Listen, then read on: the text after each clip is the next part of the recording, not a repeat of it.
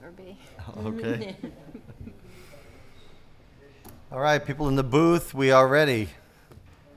All right, at 7 o'clock, I will open tonight's meeting and ask everyone to please rise for the Pledge of Allegiance.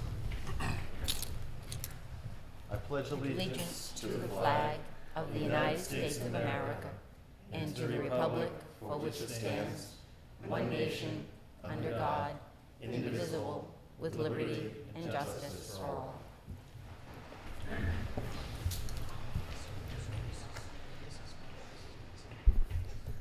I want to start off tonight with just given the events in the country on Sunday, I want to start off with a brief moment of silence for all the people who died and were injured at Dayton and El Paso on the shootings this Sunday. So if everybody would just observe that.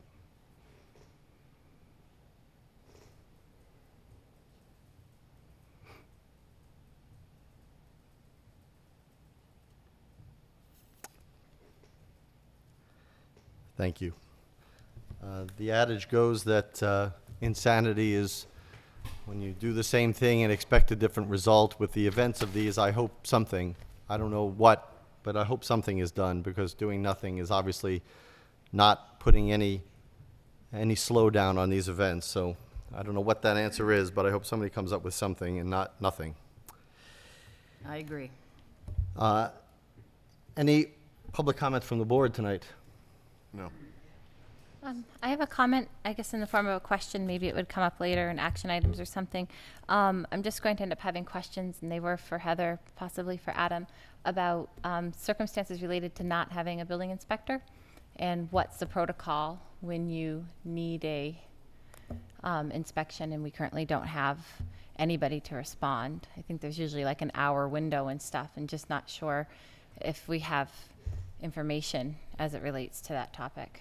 Do you have the answer to that, or is that something we need to wait on the town manager for? I mean, have we put it, since we know about Mr. Rhodes stepping down? And in full disclosure, I needed to have something inspected this week. Mr. Farrar is also still working. He is away this week, so we're working to get some mutual aid from another town. There's a 72-hour window from request to inspection. We're hoping to have somebody in town tomorrow. We have a handful of them that need to be done, so we're hoping to get that done tomorrow. Okay. What's the legal protocol? 72 hours is No, my- but if there's not a response, do you just get the gold star? I think if you were to photograph the items that were done and prove that they met the code, you could move on without penalty. Okay, Thank you. thank you. Any other public comment from the board?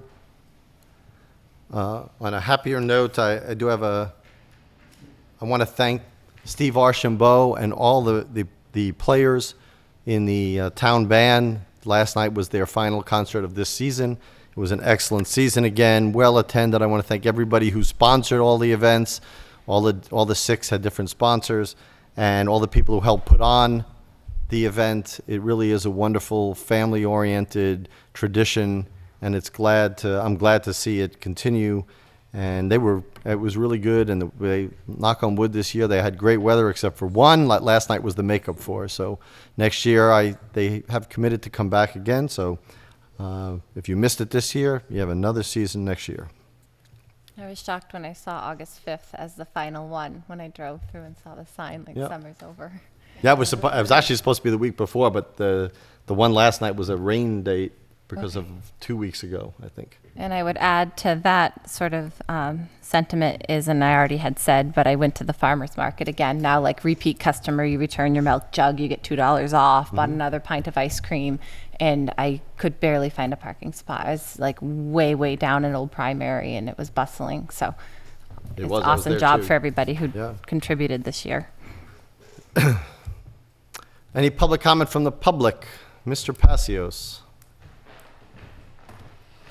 Lunenburg, Vermont. Dave Are you Passios, trading? 56 Whiting Street. Are you thinking about trading or something? Actually, the reason I'm up here to speak public comment this evening is directly related to this T-shirt. I was fortunate enough to attend the Lunenburg, Vermont Old Homes Day on Saturday. And Lunenburg, Vermont, I believe many people here in town know that they are actually our sister town. One of the members of the Page family actually was the first settler in Lunenburg, Vermont also, just as Samuel Page was here in Lunenburg, Massachusetts.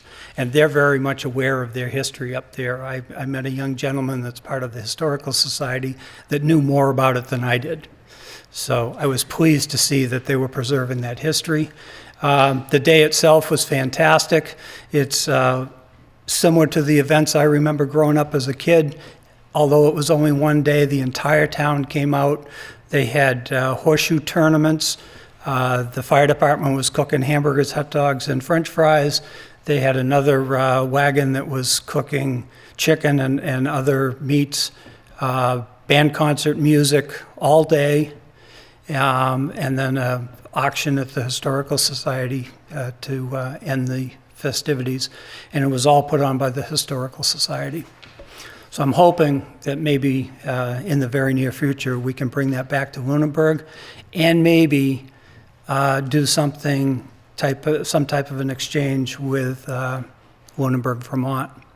One last comment, I'd like to thank Joanna Bellata for giving me a commemorative cutting board, and I presented that to the Historical Society when I was up there this past weekend. It's a cutting board. I had never seen one before, but it's Lunenburg, Massachusetts cutting board with the town seal and a lot of historical information on it. That's cool. Thank you. Anybody else for public comment?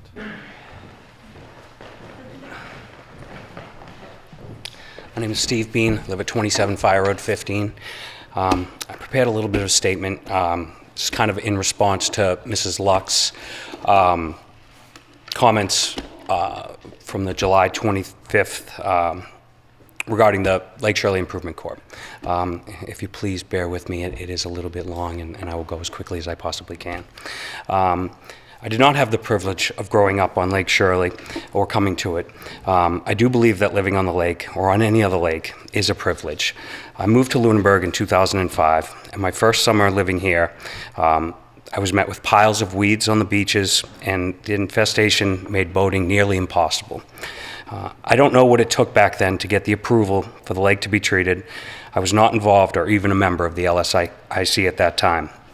I, like many other residents, went to the elementary school for a standing room only meeting to see what could be done to improve the conditions of the lake. And from what I remember, the overwhelming response was to treat the lake with herbicides.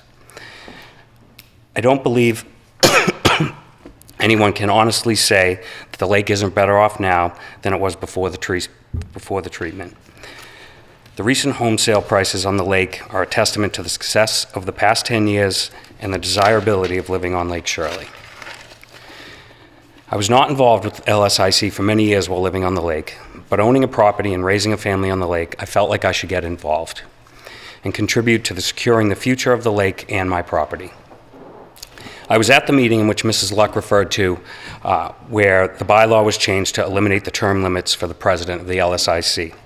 This was done so out of necessity, not by the current president's desire to maintain the position indefinitely.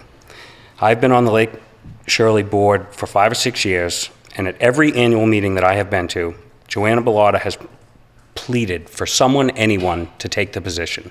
No one would step up, no one would step forward. It's been phenomenal that what she's done over the past years and helping this lake, as far as I'm concerned. Over the past 3 years or so, we've had a lot of new people come onto the lake and be involved with the Improvement Corp, whether it's for the love of the lake or the desire to maintain the integrity of their properties. It's refreshing to see the new people on the board and getting involved. I understand and agree with Mrs. Luck that every option should be explored to continue to improve the quality of all the bodies of water in the lake, in Lunenburg, excuse me. I also agree with Mrs. Luck that the 2 tributaries feeding Lake Shirley are the main source of nutrients falling into the lake. But why is it the sole responsibility of the LSIC to address what's happening upstream or in the lake itself, for that matter? Lake Shirley is owned by the town, and the town is benefiting from the increased tax revenue generated by home values associated with being on the water. Why is there no help from the town, whether it's community outreach or financial support? Why is it left up to a small group of volunteers to preserve and protect one of the town's largest pieces of property? Maybe the board or the Stormwater Task Force can contribute to this urgent need required to improve the health of the lake and reduce its current level 5 rating. Maybe this is already being done and I don't know about it. And if that would be great if it is. I would love a response. I understand you probably aren't able to give me one at this time if anything is being done or can be done through the town, but one in the near future would be greatly appreciated. My 8-year-old son Dylan is here tonight, much to his chagrin. Hopefully listening and learning a little about politics and the right way to address concerns and conflicts civilly. I don't know the real story about who started it or where the contention began or how far back it goes between Mr. and Mrs. Luck and the LSIC and some of its members. To be honest with you, I really don't care. I'm here for the future of the lake and for the future cooperation between all of us. I don't do Facebook either. I didn't see the post that you referred to. I don't believe anybody on the LSIC board would post a personal attack or disparaging remark about anyone, and I don't condone this type of behavior, nor will I accept it. And I'm glad Mr. Luck is here, because I would like to personally apologize to both you and you for any disparaging remarks or unwarranted criticism that's happened in the past between our board and you. It's certainly not what we're about, and it's definitely not what I'm about. The goals of the LSIC are simple: to improve the quality of the lake for everyone to enjoy. I also believe an apology is due to the LSIC and to many of the town residents present at the May 29th conservation meeting. I was not present at that meeting, but I did listen to the recording, and I'm sure everyone here has as well. I understand the meeting got heated and agree ending the meeting was an appropriate response. Upon reading the police report and listening to the post-meeting discussions, I was appalled at the comments made by members of the Conservation Committee directed at town's residents. Those comments were unprofessional and unexcusable. You shouldn't let the actions of a few determine the way you treat the many. This goes for both sides. I believe whether or not one is issued either by conservation or the board which appoints its members, one should be issued. I have a lot more I would like to say, but I understand I've gone way over my time allowed, and I very much so appreciate that. I'd like to end this by saying it is my intention to become more involved with the process of improving the quality of Lake Shirley and the communication and cooperation between LSIC, the Conservation Commission, and this board. I hope we can all work together for the same great cause, which is Lake Shirley. Thank you very much for your time. I appreciate it. Thank you. In response to your one request, well, first of all, I want to thank you for your comment, and I appreciate truly the fact of somebody coming in who's kind of dispassionate about the passions on both sides, but very passionate about the lake, if that makes sense. And to come up with a conciliatory tone, because I think that we are where we are a lot because people have lost focus on that passion, which is to do what's best for the lake. And what's best for the lake is a lot of things. It's a lot of things to a lot of people, and it's not just the recreation of the lake. It has to do with the health of the lake. It has to do with the ecology of the lake, et cetera. To your point about what the town is doing, I mean, one of the biggest initiatives, and of course Mrs. Luck is part of that on the board as a member of the Stormwater, is to the whole state and the whole country is addressing the fact of those nutrients getting in those tributaries to Lake Shirley from runoff from everywhere. So controlling that as best we can is something that the town is doing, is actually being forced to do, as every town is in the Commonwealth. So that is what we're doing, and that is it's a very large project. It takes a lot of resources. I'm not sure where those resources are coming from, because the demands of the MS4 are very, very exacting. So that is one of the things that's being addressed statewide. Which is kind of my point, where it's very difficult for a small entity to handle all aspects Sure. of the quality of the lake, whether it's aquatic vegetation, nutrients, algicide, on a very limited budget. I agree. So, help is certainly warranted. And if I may just comment to the comment too, in terms of the lakes in general, I think what's important for everybody, because I'm dealing with a couple things right now on my lake, is that Lake Shirley and Hickory Hills Lake are man-made lakes. So I always say they're always going to require man-made solutions. I agree. And so that's why all these human beings are involved, is because at some point humans made the space. It's going to go away unless we keep it. Right. So they're born to fail when you make them yourself. Need to be involved. So. Ma'am?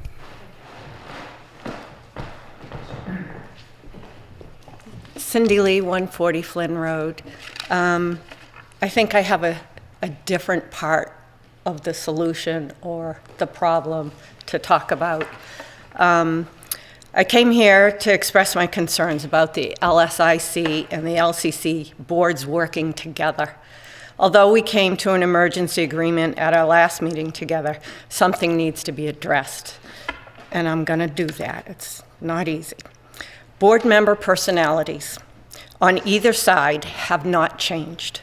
We all know you cannot expect change until something actually changes. I want to speak about what personalities any group could be working with and some simple advice on helping deal with them. My background is dealing with and understanding different types of people. One of my trainings was because a former neighbor with 2 sons had autism. I prefer to use the now dropped term Asperger's, as it denotes a lesser degree of a disability. Sometimes it's called an invisible disability, a disability that many highly intelligent people have.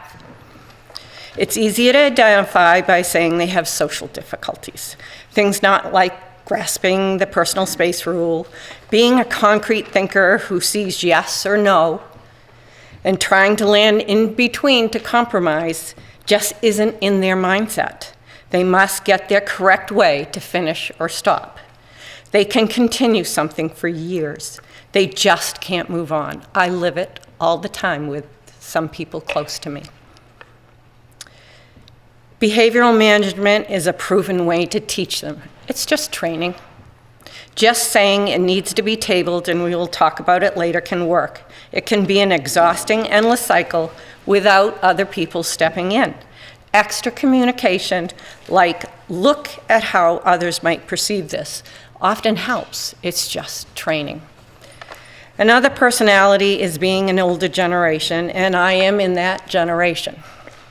When you're not around younger people who will set you straight when needed, tensions can rise. If you are a parent, it is guaranteed that your child has somewhere or somehow schooled you, and I've been schooled by my boys. When the home is empty of children, an adult can stop growing with the next generation. This is why some men do not understand that women can have opinions that differ from theirs, and they should not be calling them names. And we know a few: emotional, B word, you name it. I've heard them all growing up. Women are fully educated, and men should be too. Again, it's a little bit of training. That would help. Another personality is that it's not my job people. Even in retirement, I deal with people like this weekly. If you belong to a group, please have conversations about helping each other. Go to the meetings. Even when you are tired of dealing with certain groups, you may be able to speak up and help others understand or communicate better. There are all kinds of personalities. There are blamers, OCDs, adult children of alcoholic. There's all kinds of them.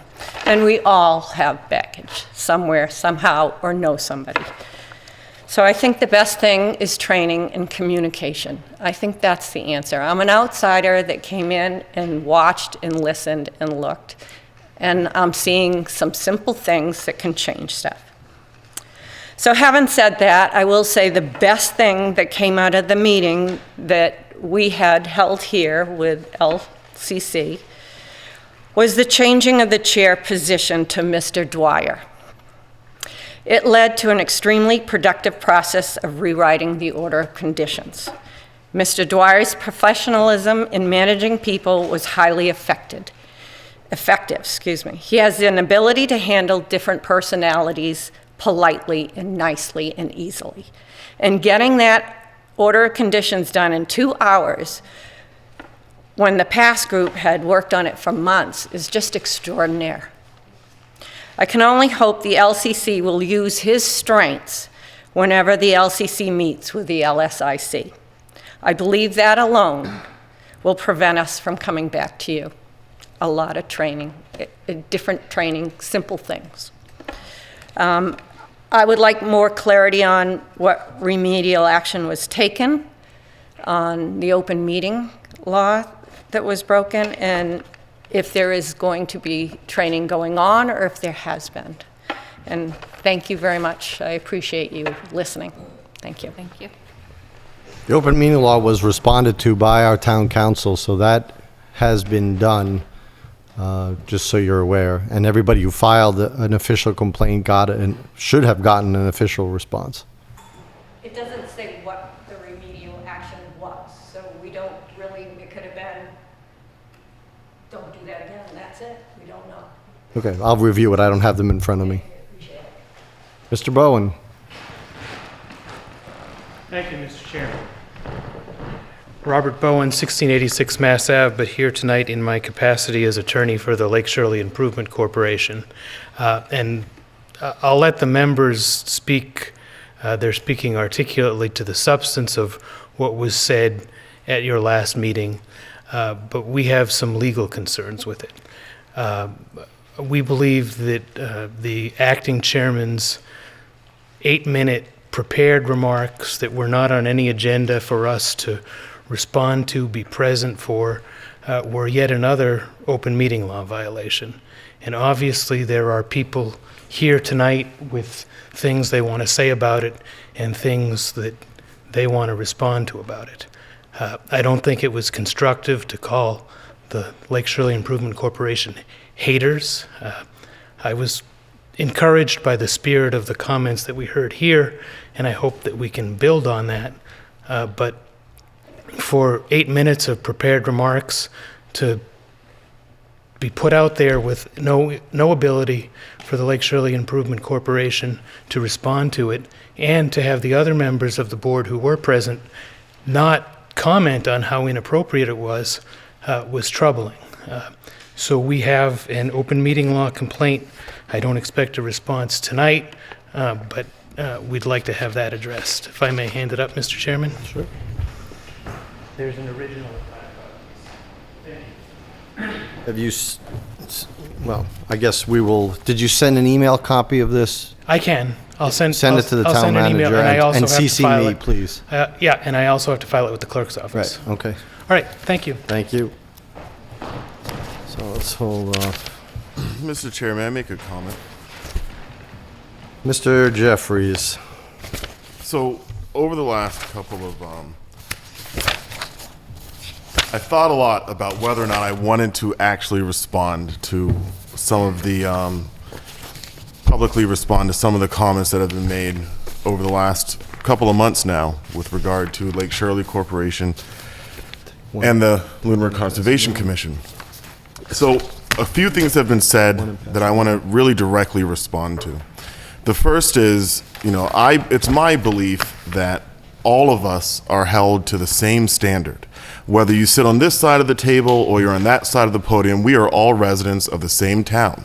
And just because some people are appointed or elected does not mean that they should adhere to, in my opinion, a higher standard. That high standard that we think of is something that applies to us.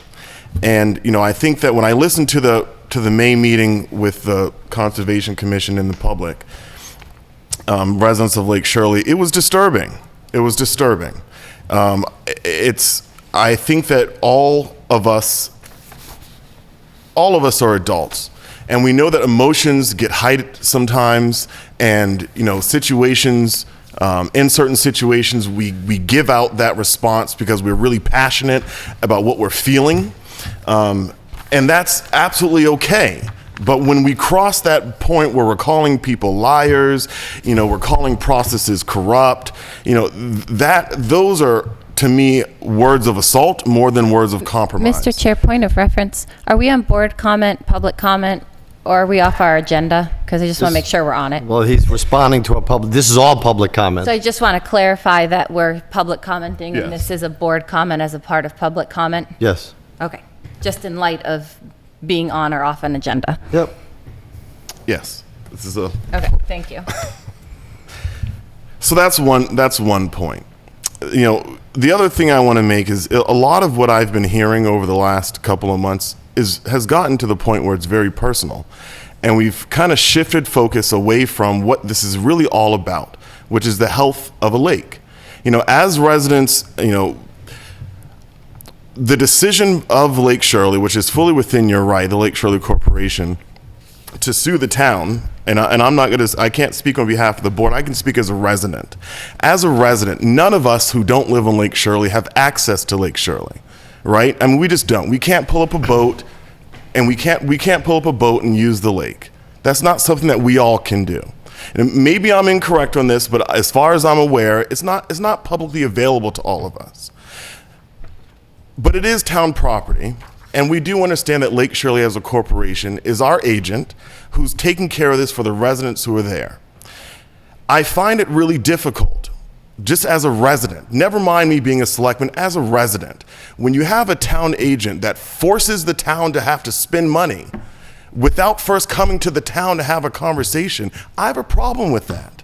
I really do. And it's fully within your right, but as a resident, there's other ways to resolve things. There's other ways to resolve conflict without being adversarial, that we can disagree and we can sit down and we can work these things out. So I say this to say that, a lot of things that transpired over the last couple of weeks have been upsetting to a lot of people.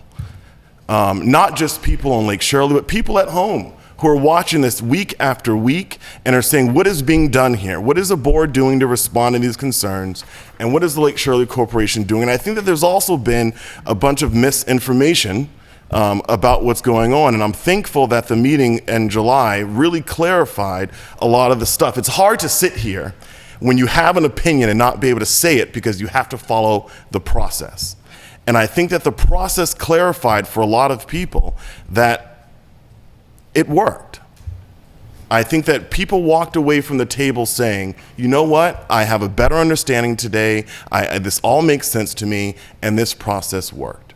So my comment broadly is that I want to continue to encourage us to find ways to work together. That when we look across the road and we see someone who disagrees with us, we may not even like them. That we have a responsibility as fellow citizens to one another to sit down at the table and try to work these things out. That is the leadership that is not just for us up here, but for all of us. And with that, thank you. My closing remarks of now a half an hour and a continued half an hour every week of public comment is about this same subject. We've had some very good meetings when the groups are small, and we've kept them on focus and we've kept them on target. I think that the Conservation Commission that Mr. Dwyer chaired in the chair's physical absence, although he was there remotely, was one of those examples. We've had an executive session with the LSIC and our attorneys and everything. But this constant ping-ponging back and forth, and I do mean back and forth, both sides, somebody's going to choose at some point to stop doing that because we just can get anybody anywhere. So this whole half an hour or 25 minutes did not further any better relations. In fact, I think probably went the other way, with the exception of your comment, sir, which I thought was very conciliatory. None of this is very helpful in any regard for any side. So I'm hoping going forward that we can, first of all, not take up a half an hour of public comment each week so that other side can lob at the other side so that the next week it can go back the other way. Really, from all the members, the people on the stage, the people in the audience, people at home, I just hope it really stops and we put those energies into constructively coming up with the solutions that people are looking for. I think that's what everyone is looking for. And we have to take the personal, there's too much personal stuff going on. And I see it. I mean, I saw the meeting, although I was not here. I saw the recording. I know what you're talking about. People are within their rights to do it, but I would strongly recommend that they not do it because it doesn't help. And what helps is people rolling up their sleeves and saying, these are the issues we have, these are the things we need, these are the things we need on this side, and compromising and coming down in the middle, because that's all that's going to get this done. So, all right, I think we're going to move on to our agenda. By the way, I was remiss in my duties in saying at the beginning of the meeting, in accordance with the requirements of the open meeting law, please be advised that this meeting is being recorded and broadcast over the Lunenburg Public Access Channel. Okay, so we did announce. It better be fast. Go ahead. It's not about Lake Shore. It doesn't even matter. I'm giving you 2 minutes because we've taken a half an hour already. Steve Weaver, 288 Holman Street. I just wanted to comment on the special permits that you're going to be talking about tonight, the event, special event policy. I really want to press on, please don't allow camping in that when you're talking about it. And the second thing, please don't, please monitor the music and sound for only 8 hours a day, if that's the case, okay? Thank you. What do you mean, please monitor it? I don't understand the last part. Well, in your policy, you can restrict it to 8 hours a day. Oh, okay. So when somebody's coming up to apply, they have to go by the policy. Right. If you have camping in there, then it's I hard. didn't ask you to clarify the camping. I know, it's hard to say no. But if you say, hey, this is the policy, it's 8 hours of music, no more, boom, that's it. Okay, And they're not supposed to be setting it up ahead of time anyways. thank you. Thank you. Okay, we're going to go, because we have people who want to probably address current business. We're going to drop over that, and we're going to go to the discussion about Lake Shirley that happened, about the weed management, discussion about, so we're going to talk about, really, this item. I think I gave the board a rundown. No, I guess I didn't have a meeting before then. So we did have a meeting here between, as I referenced earlier in my comments, that LSIC and their legal representation, Mr. Bowen, the town manager, the members, a couple of members from the LCC, the Conservation Commission, were there, and we met to discuss terms. I'm not going to go over all the details of that, but we talked about the vegetation control and the algae control, which eventually got resolved in the order of conditions at the Conservation Commission's meeting. But one of the issues that was brought up, that is why this is on the agenda, is we were asked by the LSIC to potentially talk about revisiting the conflict of interest of Conservation Commission members that live on town lakes. So because the Conservation Commission is an appointed body, their conflict of interests have to get filed with us and have to be approved by us. And the request was made, do we want to revisit that? Because there are, I believe, 3 members on the lake, 2 on Hickory Hills and 1 on Lake Shirley, on the Conservation Commission. And it was brought up that some people believe that this may be a conflict that the Board of Selectmen should not have accepted from those members, and those people should be forced by our board to recuse themselves. I open up the topic. There will be a public comment topic on this event, on this agenda item. So I will start off with the board, if anybody has any feelings one way or another. I'll jump right in. Say I absolutely would want people who live on lakes near wetlands to be on that board, because when they're making legislation, they should be making legislation that they're willing to live with as well. If you're going to go through town and find someone who doesn't live near a body of water or wetland and tell them to regulate all the other people who live on a body of water and near wetland, it doesn't make any sense to me at all. I would want people who have knowledge of the situation, and, you know, the consequences lie on themselves too, to be serving on that board. That's my opinion. Thank you. I guess my contribution to the concept would be it's very complicated on this topic or any topic to start trying to figure out in a small town where conflict of interest begins or ends, because we're all thread into the same spaces. So I think that sometimes there could come a situation where personalities are clashing, but whether or not that has anything to do with where they live.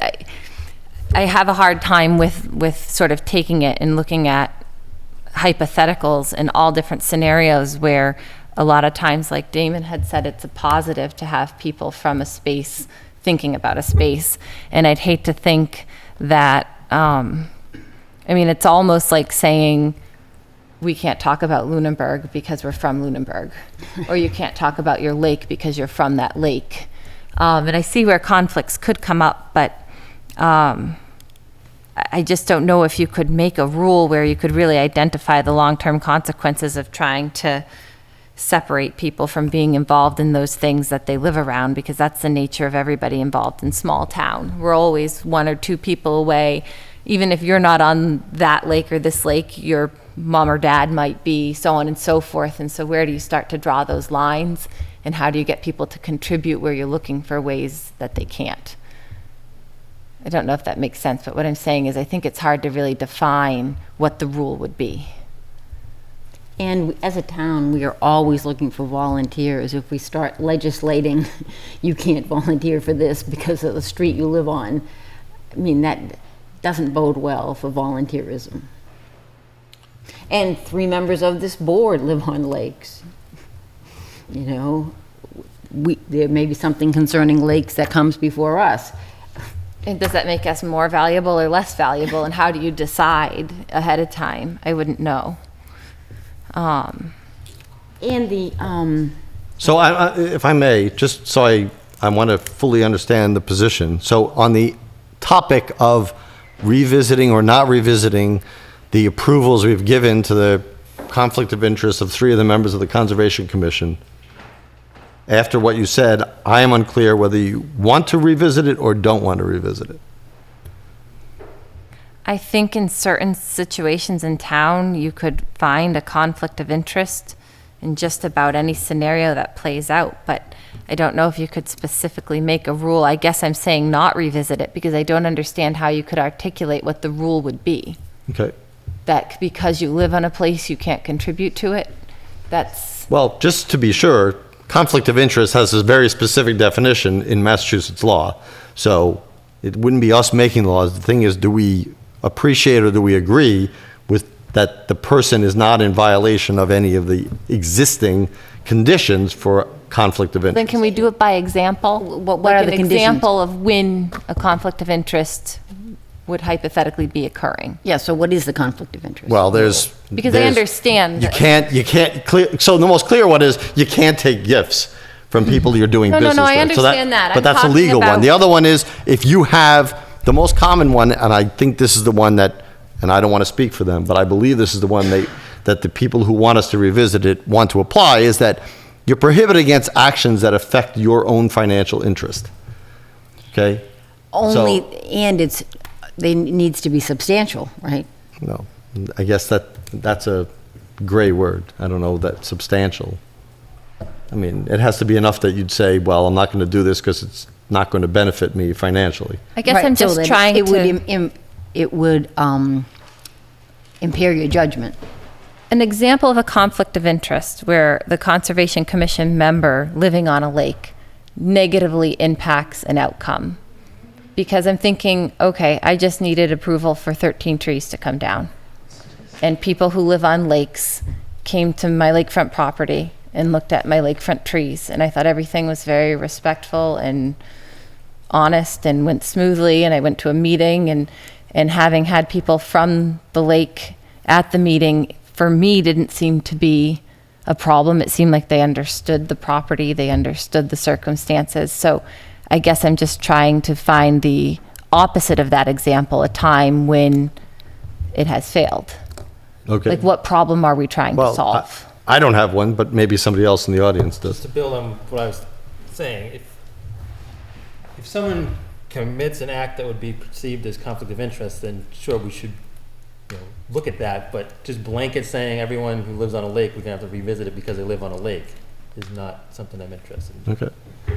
Yeah, I totally agree with what you're saying. If something individually egregious has happened, it should be dealt with, but thinking that people live on lakes somehow are negatively contributing to the town seems unfair. Mr. Jeffries, you have any opinion? Sure, I do. So Mass General Laws, which I printed out here, is pretty clear, not pretty clear, it defines what a conflict of interest actually is. So, in thinking about this situation, so just really quickly, bribes. Is there an accusation of bribes? No. B, gifts and gratuities, asking or for accepting a gift because of your official position, because it's something you could do or have done in your position. That's, I don't think, something that we're discussing. Misuse of position, using your official position to get something you are not entitled to, or to get someone else something they are not entitled to, which I don't think we're talking about. Self-dealing and nepotism, which is participating as a municipal employee in a matter in which you, your immediate family, your business organization, your future employer has a financial interest, which I think is what's being hinted at. False claims, presenting a false claim, something you're not allowed to do. Appearance of a conflict, which is acting in a manner that will make a reasonable person think that you improperly, make a reasonable person think you can be improperly influenced, which I don't think is the case here. Confidential information, improperly disclosing or personally using confidential information, I don't think that's discussed. So, I think that before we go back in time and revisit this, I think we need a very specific request in accordance with mass law on what that conflict actually is for us to consider and revisit. Do I think that broadly living on a lake means that you're going to, if anything, I think it would mean that you would be more favorable to not add restrictions to the lake on which you live, not the opposite, in which you are adding restrictions on the lake in which you live, which I think is somewhat of an accusation here. So I think that there's a difference between conflict and vested, and if you're a member of the Conservation Commission, as an example, and you live on Lake Hickory Hills, and therefore you can't decide anything on Hickory Hills or participate in that, then where does your voice get heard? You essentially are being shut out of the process by you being an appointed or elected official. So no, I think that we need a very specific concern to respond to, but broadly, I don't think that there's been enough to suggest that there's a need to revisit any of the waivers that the board granted in years past. Mrs. Luck? I agree with my colleagues. I do not wish to revisit it. I will open it up if anybody from...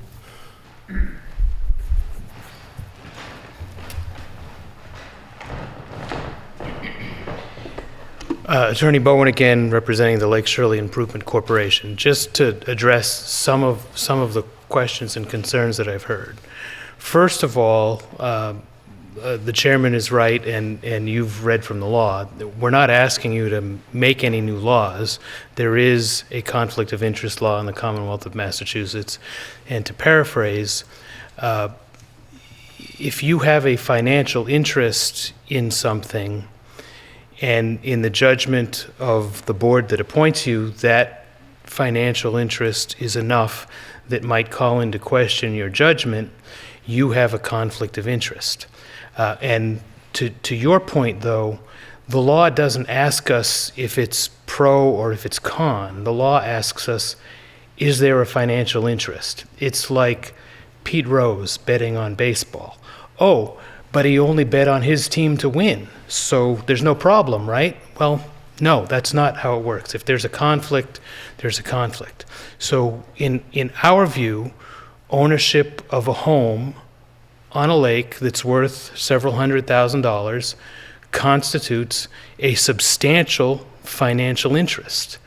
And in this particular instance that we're talking about, you're voting on the expenditure of money Maybe it's not enough, maybe it's too much.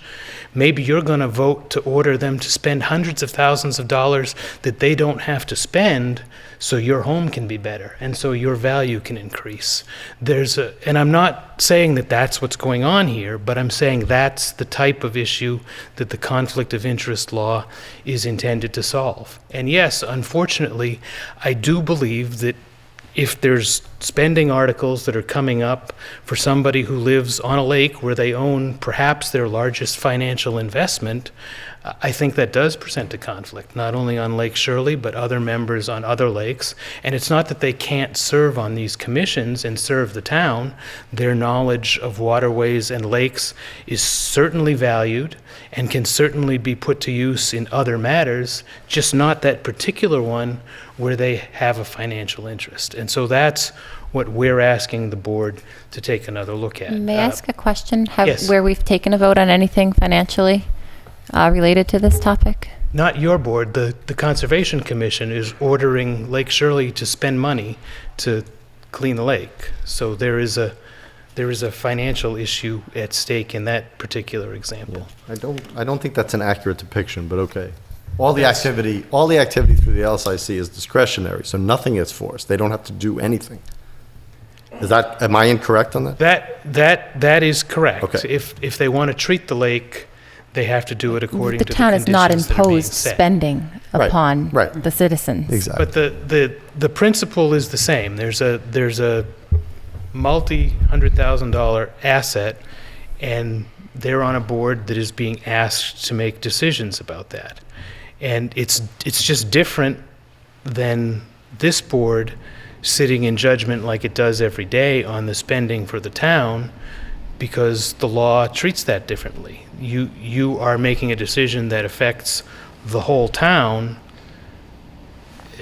The lake is not the whole town, and it just doesn't work that way. So that's why we're asking you to revisit this. And just also to make you aware, there are currently complaints concerning this that are in front of the Ethics Commission. So whether or not this board takes any action at this time, at some point, the Ethics Commission will issue a determination about whether we're right about this or not. But we just think there's a clear conflict. We think it's come out in the course of the last 2 months, and we think it continues to come out, and that's why we want you to revisit it. Thank you for your comment. So a couple of pointed questions here, direct questions. First of all, certainly with one of the members that lives on Lake Shirley, that acceptance of the conflict of interest disclosure that this board accepted, I believe, was in 2015. I believe that's right. So he has been operating as the board on the Conservation Commission for 4 years. Can you point to a decision that was made that falls into this category that clearly had a financial impact that was not unanimous by the Conservation Commission? That's a red herring. It doesn't. Okay, let's say, okay, so forget about the unanimity. So was there any discussion or anything? I mean, I'm assuming you're asking us to revisit it. LSIC didn't come here in 2016 or 17 or 18.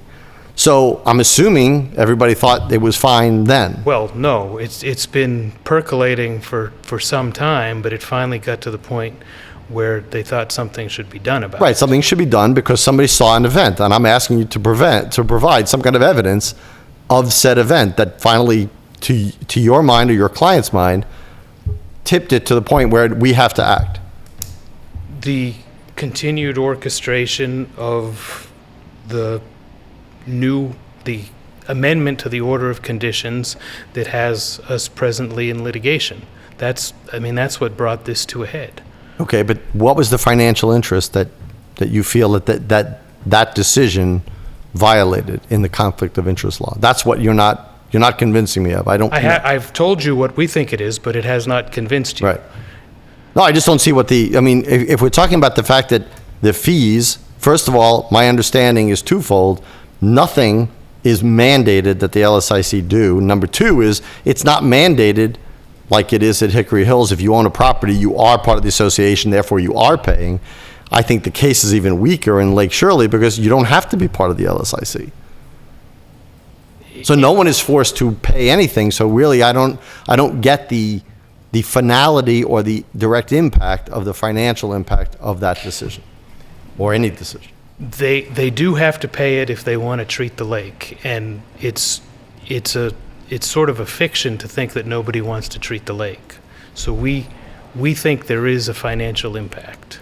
So are you suggesting they don't want to treat the lake or don't want to be imposed with any financial burden? I'm sorry?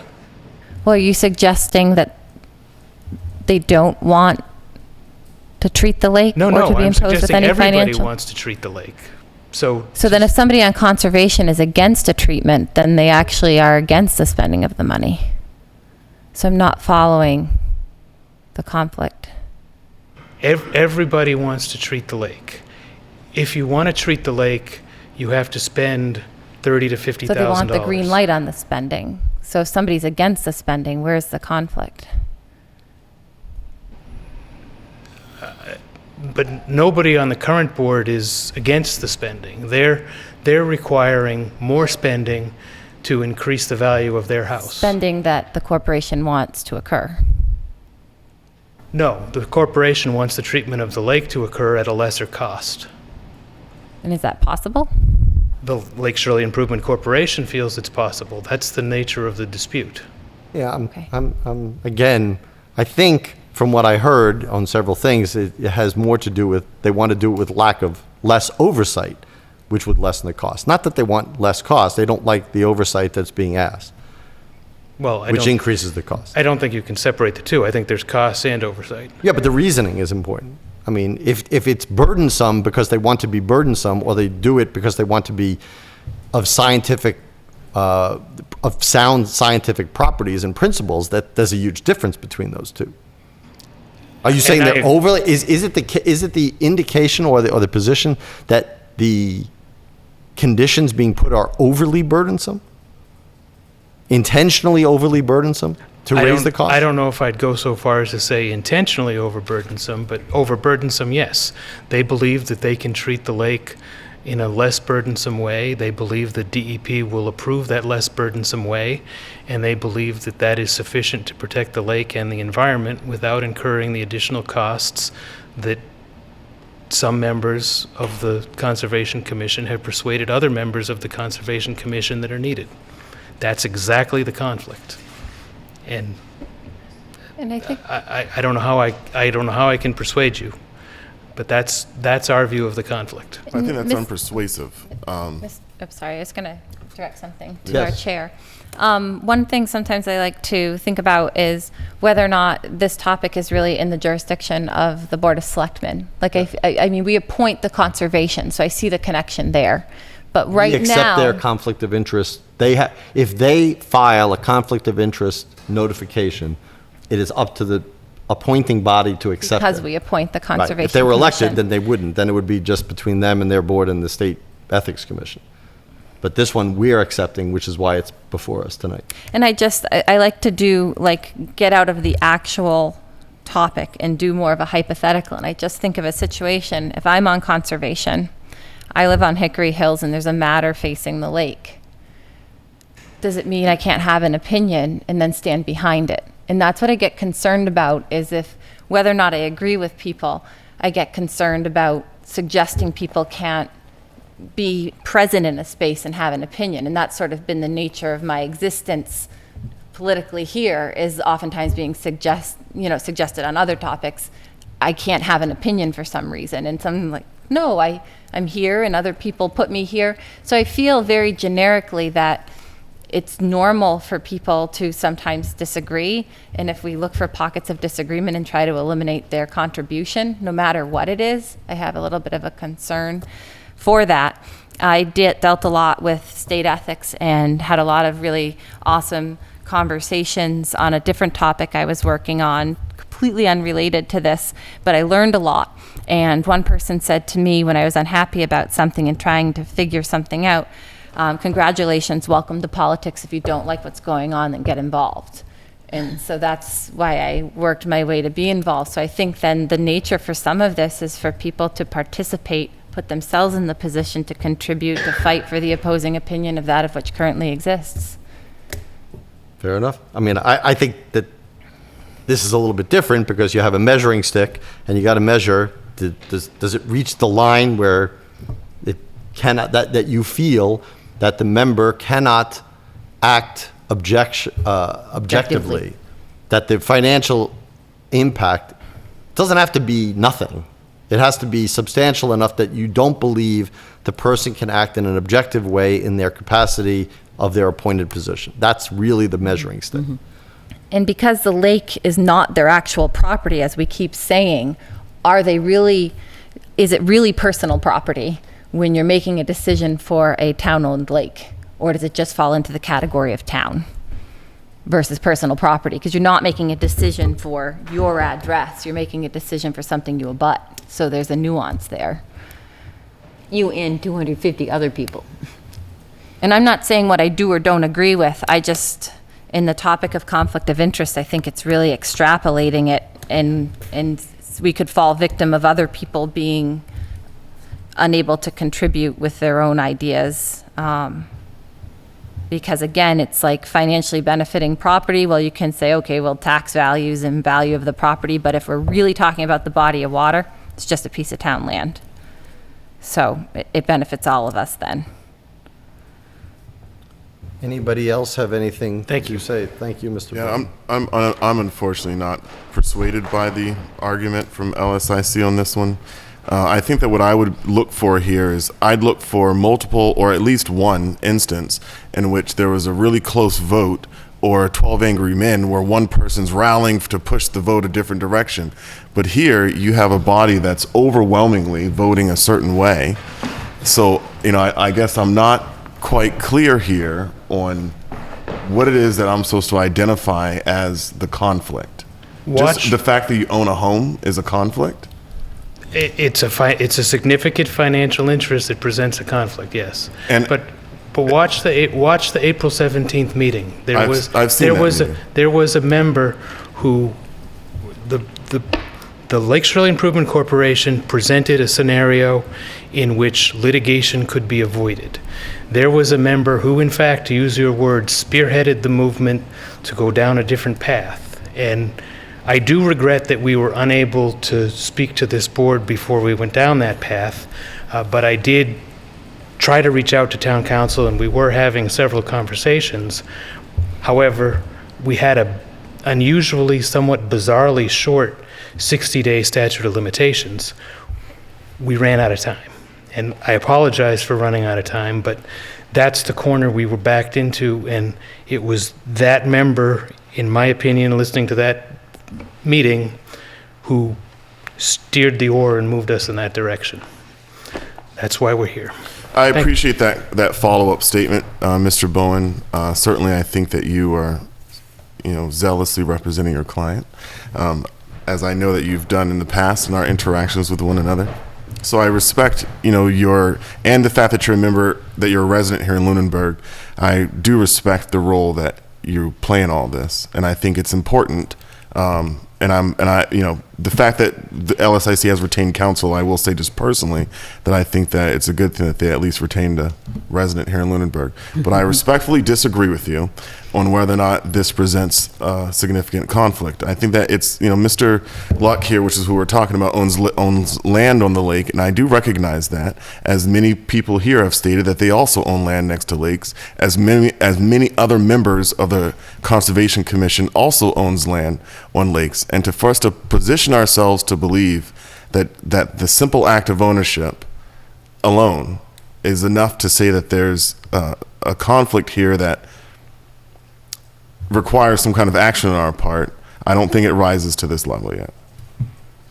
And I think the most important thing is that it's a parcel of town-owned land, and it puts it into a different category than personal property. Does anybody else have, Mr. Weaver?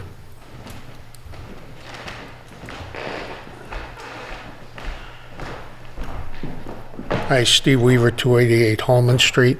I think Katie's right on the button that it is town property, the lake. Yeah, because what happens if it's Main Street and you owned a house on Main Street, or if you own a house on Route 13, Chase Street, because you own a house there, does that mean that you can't say what goes on that street? I don't know, it just doesn't add up to me, that's all.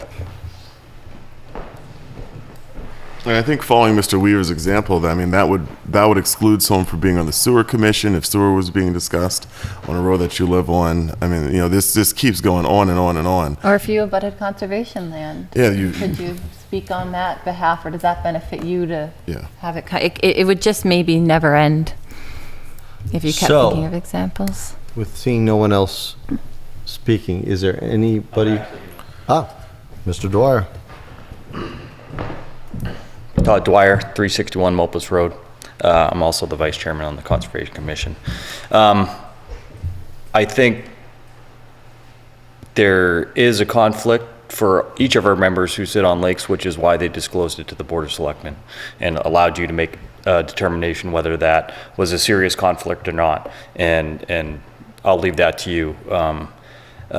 As for whenever a member has a conflict, we routinely, if we own property that abuts a meeting before us, we routinely recuse ourselves from those meetings. That wouldn't preclude us from acting as a concerned citizen, making a public comment on that meeting, but you wouldn't have any voting rights on the board. You'd only be acting as a citizen. So that right wouldn't be taken away from someone who recused himself from voting on any particular matter before the commission. So that's just I'm one not thing sure to that that's consider. accurate, by the way, because I think if you're a member of a body that's hearing something and you recuse yourself, you cannot participate in the discussion. Even as a citizen, if it's you're in a butter. questionable. I'd have to look at that. But anyway, Yeah, but- I understand but- your point. but You certainly don't get the vote. Right, but routinely, if we're abutters, unless we disclose it and get a waiver from the Board of Selectmen, regardless of where we live, Right. yeah. And do you differentiate, just out of curiosity, municipal land versus private land in terms of? No, generally, recusing? if we're in a butter on a property that has something going on, and we haven't filed a disclosure, we'll recuse ourselves. But that seems to be an option, right? I mean, we can't force recusal. Correct. Okay. Yep. As I said to Mr. Bowen, I'm not convinced. I don't think, having sat on that 2015 board that approved them to begin with, I don't see that this rises to the level that the members cannot be objective on their respective lakes. I have not seen any evidence of that. I fully take Mr. Bowen's point that it's not evidence that's needed. It's the idea that it could happen. But I don't see that any financial impact is of great enough significance to that one particular person's property as opposed to everybody else's that would provide an obstacle for them acting objectively. So I certainly am not willing to or open to revisit this. But I will leave it to the board. If anybody wants to make a motion, if we don't want to revisit it, we don't have to make a motion. If somebody wants to revisit it, then this is the time to make a motion. No, I think we take any example of it very seriously, but it has to be, for me, very concrete, that you can see a direct benefit. I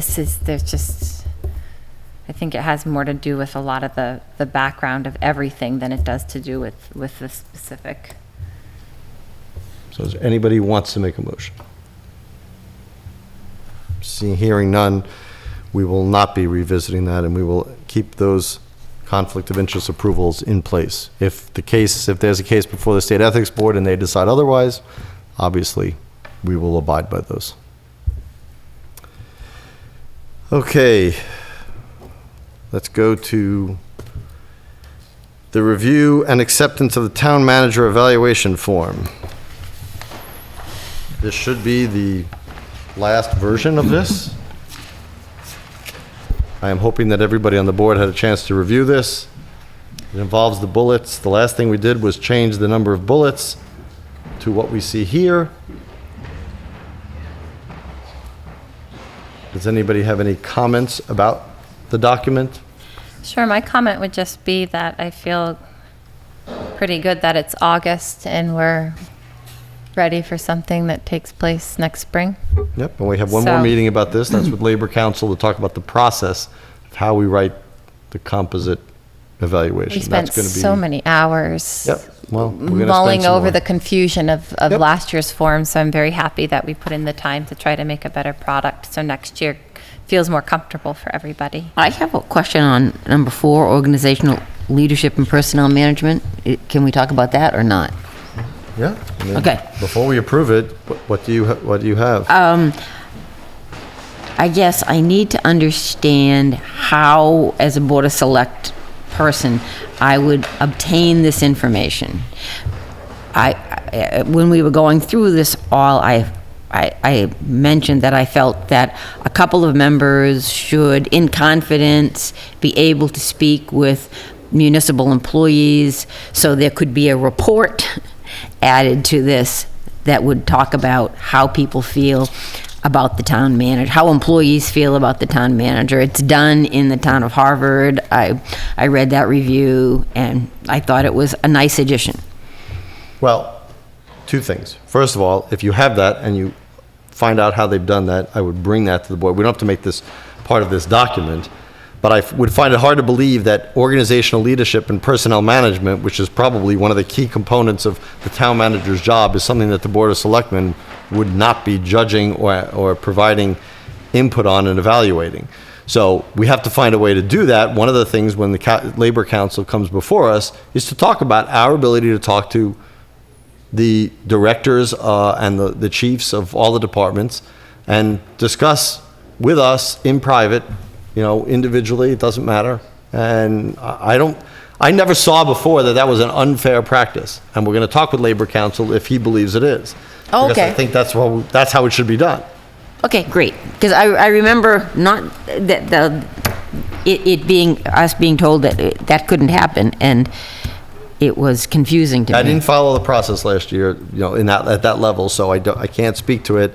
But we want to make sure it's legal. That's why we're having Yeah, Labor exactly, Council. Exactly. So Labor Council addressed that. And if you have something in the interim, again, to Mrs. Adams' point about getting this done early, if you have that and you can bring it to us so we can review how they do it.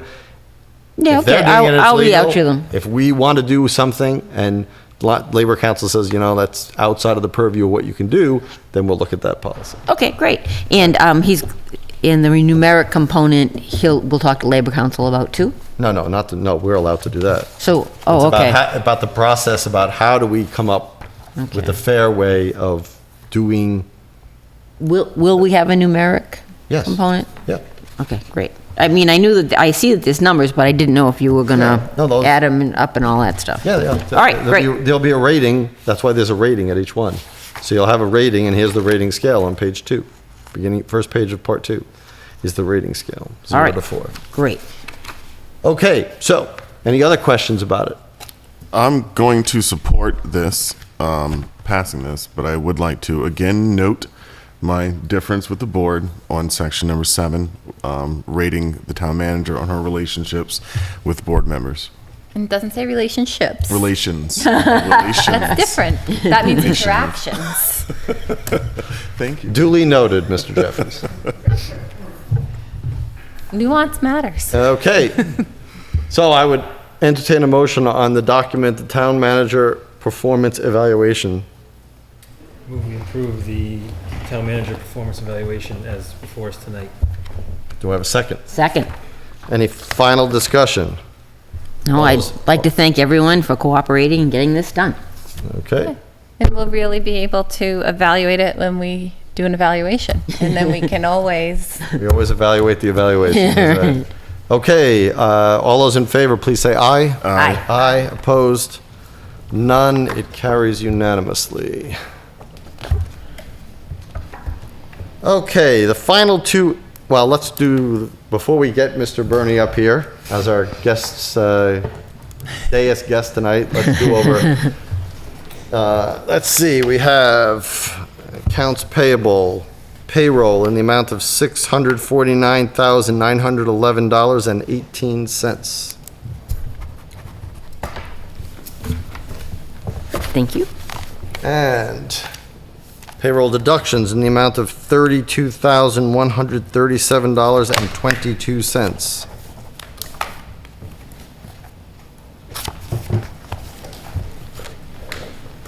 And accounts payable in the amount of $398,124.18.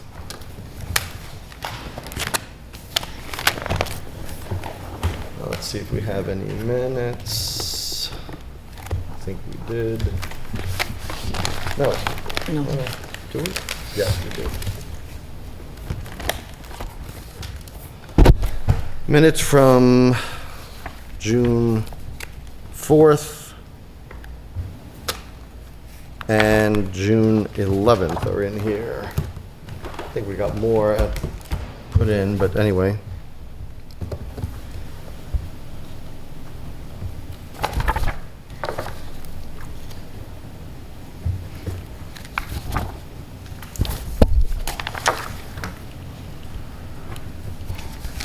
Elaine does such a great job with minutes. Any committee reports? I did want to mention that the Stormwater Task Force had a workshop last week where we developed a survey to determine residents' knowledge of stormwater issues. And Adam Burney graciously agreed to get it up on SurveyMonkey, and hopefully we'll get that out soon. It was Okay. a great workshop. Any other committee reports? Not a committee report, but I don't know if anybody went on the second round of the walkability in the center town, but I did the one last week of Whalum. It was a pretty small group, but we really pointed out the fact that there's not sidewalks where there are not sidewalks. And I think it's always good to remind us what we know, because there's a lot of improvement that could come from that area that would benefit a lot of people. There were some great ideas. I thought it was a great discussion. Yeah, and you really stand there, especially at the town beach, where you see no sidewalks, no crosswalks, no signage, no line painting, and you can say it, but when you see it, you really feel it. So I think it was good to bring extra people to those yeah, spots. definitely, And, definitely. And also there were some residents there who use the beach regularly, and they were able to add a lot of good information. Yep. Yeah, so. Lots of density there, so improving walkability in Whalum, I think, would be a real asset to town. Okay. Was driving by and everyone is clustered back up near the fence because there's a little bit of shade there. Yeah, right. And we dodged the thunderstorm, I think. Any other committee reports? I have a question. Is there a vacancy on the planning board now? Is there a vacancy on the planning board? No. No. You looking to leave us? No? No? Action file issues. Okay. Action file issues, anything? I have one that it's a correspondence from the chair of the finance committee asking a joint meeting between the finance committee, the board of selectmen, the planning board, and the school committee sometime in October, early on, to basically have they're proposing a host panel of committee chairs from the Board of Selectmen, School Committee, Planning, and FinCom, and presentations from Adam Burney presenting planning to provide trends and anticipated growth in population and demographics over the past 10 through the next 10 years, and representing the school committee trends and goals, again following demographics, and from Heather representing the rest of the town side services given changes and anticipated needs. So basically, it's a symposium that the boards and committees and boards and committees to talk about what I think some public comments and some people from the board have talked about, which is before budget season gets underway, to talk about what's down the road. Like, what do we see with the developments in town? What do we see with finances in town? What do we see with school impact, public space impact coming down? I think it's a great idea. I said I would bring it to this board.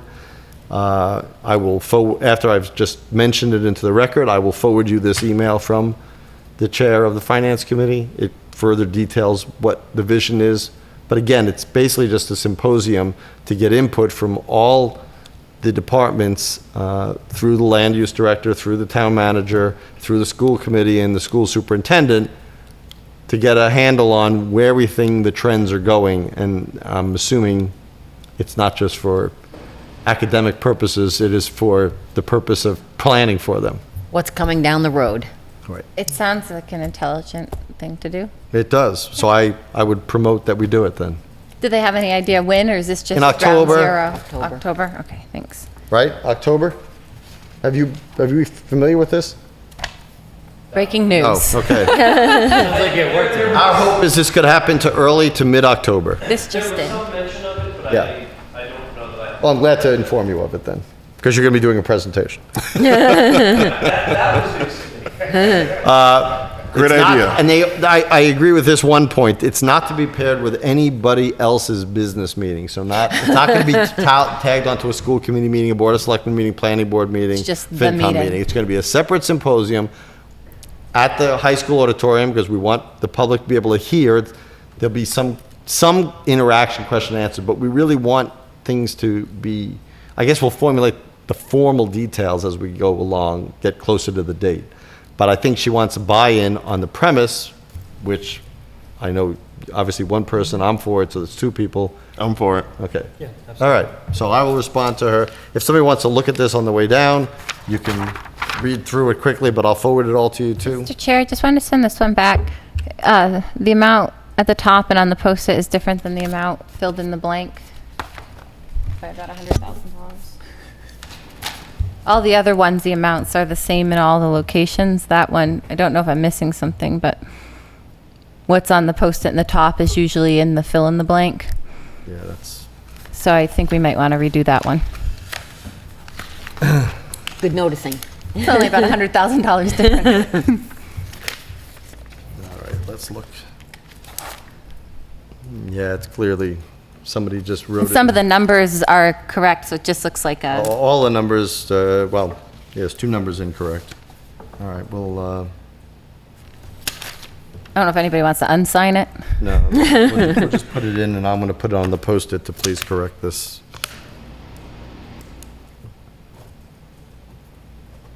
And I didn't sign, just because.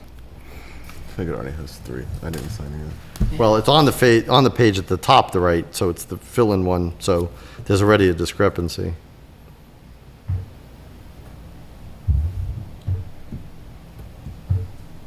All right, so I'll just put a note here. Okay. All right.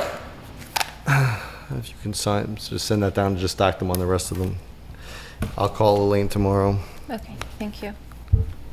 Okay, so now we're going to invite Mr. Bernie up to talk about the last two topics here, which is the review of the special event permitting process, or license, sorry, process, and then the earth removal permits. So let's start with the special event license. Can we get two? I didn't know how Adam would feel about tabling this. We could just do it some other time. So what you have is a reflection of the comments and changes that were made on July 16th. Should be the final draft. I don't really have a lot to say. It was a lot of, I don't want to say minor changes, but there wasn't anything super substantial. I think we lengthened the timeline out to 90 days from 60 days prior. And that was in response to some of the discussion about involving other boards and committees and ensuring that if something were to come up that needed to go through process of, say, the Board of Health or the zoning board or something like that, there was some baked-in time for that process to happen if folks hadn't spoken to them ahead of time. We slimmed down the special event, definition to be an event or activity hosted by a private party on public property. We reduced notification to 200 feet and 1 week of advertising. And I think substantially the rest of it remained as it existed prior to that meeting. I have, Mr. Chair, oops, sorry. Go I have a ahead. question on the alcohol drug use section. Alcohol is prohibited in all town of Lunenburg public property. Is there any? Should be on. It should. Yeah, that's what I thought. should it be on, That's and, not what you're talking about. no, in Lunenburg, is there any Lunenburg property that's not public? Do you need public? Well, what, so, I mean, I guess are what you I saying it's superfluous? I mean, Yeah. I would keep public. I mean, All right. Just to, I mean, And- if anything, it over-describes it. I'd rather over-describe it than under-describe it. Okay. Now, Nobody's gonna rent out town hall if that's what you're thinking. I mean, one thing that confused me, so I'm just looking for clarification. No bring your own bottle licenses may be issued for special events. Private events that serve alcohol for free or allow participants to provide their own alcohol shall not be subject to this provision. What's BIOB if it's not people bringing their own alcohol? So I don't understand that. That confuses me. It's saying that you can't get a license for it. Right. So Why wouldn't you? If you're letting people bring their own booze, no. why it's wouldn't saying you? No, bring your own bottle. But it says private events that allow participants to provide their own alcohol don't need the BYOB license. You don't need a BYOB for your own property. You can let people drink on your property. And Oh, okay. the way your BYOB policy reads, you need to have a common victular license in order to obtain it. So it's just a note so someone doesn't file a bunch of stuff and include a BYOB because they want to allow people to bring alcohol to private property. Okay, so, yeah. More by yeah. way of information. And if someone were to obtain an insurance policy for an event, it may be looked upon differently if they're issued a BYOB license or if they're just freely allowing it. Okay. Or tacitly allowing it.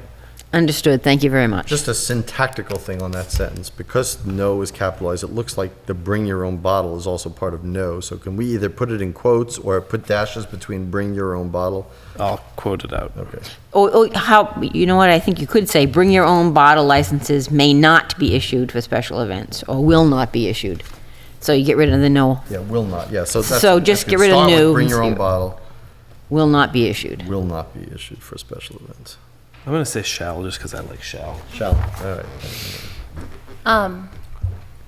I had a question about not remembering, but I thought we had come up with a combination of 5 items. Yes, there are 3 of us who think that. So yes, Okay. the combination, Not the it is 7. 5. I must not have. 7. But then also, there was a little thing we came up with here with that situation in which it says is the event requesting town property. That yes, shouldn't trigger category A if you don't trigger a B. Do you remember how we got to that point? Yes. Where we were talking about things like coat drives or like a small prayer vigil? So that Yes, we say, we question said, number 3 was supposed to have a asterisk and such that if you answer yes but do not trigger any category Bs, then you go through the town manager. right. Because that Oh, protected us okay. from needing permitting for a lot of very little things like plant sales. I do. I remember the discussion. Okay. I don't have a note that indicates that we were modifying it. Yes. Because and I know- Heather had I a lot of brought my things like a earth plant removal. sale. Yep. Where if you go through category B, a Mother's Day plant sale wouldn't trigger any of B. Because she said there's a lot of people who come through her for very small things, like a Boy Scouts coat drive. And if you think of the coat drive, it doesn't trigger any Bs. So therefore, if you had question 3, is the event requesting use of town property? Yes, but if it does not trigger anything in column B, see the town manager. Okay. I think we had kind of used that as a way to get a lot of little events that currently occur that really don't fall under this category. Oh, yeah, the Christmas gift. That would be my Bye. only comment. And That's how we're done with the conversation. On this whole Okay. page, can you take It sort off of the was like an category? aha moment where it brought a lot of peace to You some know, confusing. the turkey baskets at the fire station before Thanksgiving. Yep, and if you run through and you really don't trigger anything in B, you're on town property, but you're not. In category A, the last sentence says, is the event for profit? Is there a mandatory fee for entry participation? You sort of at least need a semicolon after for profit, or make it a separate sentence. Yeah. Is the event for profit? Question mark. Is there a mandatory fee for participation? Should it be 2 questions? And, actually, it should be, and is there a mandatory fee? I thought it was an either or. Is it? Well, then it should be 2 different ones. Yeah, right. 2 separate check Well, it marks. is different, like, are you selling things to make money, or do you need a ticket to get in? So it's 2 separate. Well, I mean, points of it profit. should be a, I think it's an and or, so I'll take out okay, and/or. and we'll just add Is the event and/or. for-profit and/or, Is there a? no, actually, it's just or, so just not and/or. Okay. Or, so you just need one of them to trigger it, right? So if it's not for profit, but there's a fee for participation, Right. it's yes. Like the event on Howard Street this weekend. So it is for profit and there is a mandatory fee for participation? Either one. One on Howard Street, is that what it, both, Yeah, it'd be yes? well, they were, I don't know if they were for profit, but they were charging people to get in. Because we wanted to check it out, my wife and I, but the fee was like $30 a person. Oh, That was like, Yeah, yeah. it wasn't cheap. and you just got back from vacation, so. And that's not my idea of spending $60. So 3 will read, is the event requesting the use of town property, And there's- asterisks. And then we'll Or have, you could just put just put you could put parentheses underneath it. Yeah, saying, I think that's the clearest. You know, and just say if no of category Bs. yep. And also then you just see should, the you town should, manager. you should bold and underline category A and B just to make sure it's separate.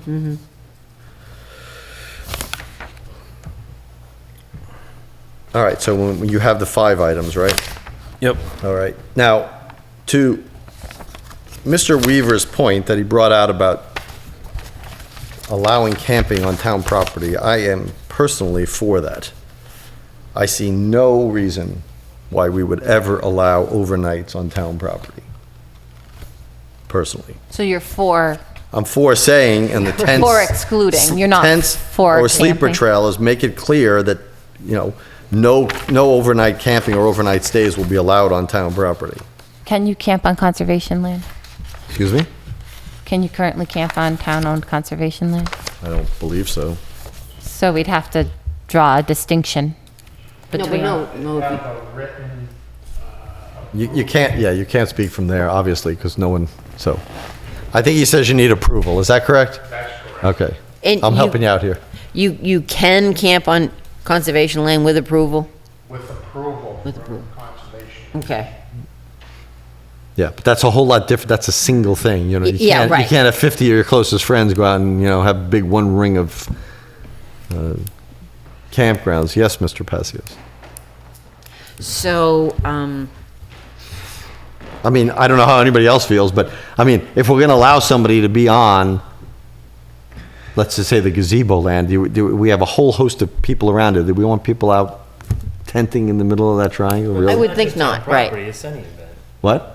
We're not just talking about town. No, He's I'm talking saying that about we town property. clearly prohibit camping on town property. Not I for- agree. I can't see much use of camping on town property. I want to have it where the cultural council did their arts center. Somebody wants to have a thing there where we camp out next to TC Passios. I don't see any reason why we would allow that. Could the school have kids camp on school property? Liability-wise, I don't think they'd ever Well, go down that path. well, But I'm hold saying, it. you know- School property is under the purview of the school committee, Okay. so I don't even want to weigh in on it. I think that's up Okay, to them. so basically, town property excluding that, Yeah, nobody's going to ask to use the town grounds because they wouldn't come to us because we don't have control over the town grounds. you mean the school grounds? School grounds, sorry. So if there's some astronomical event that people wanted to hold a community event for, just camping for that, still no, or? No, I mean, you could stay there till 12 midnight, but you just can't stay overnight.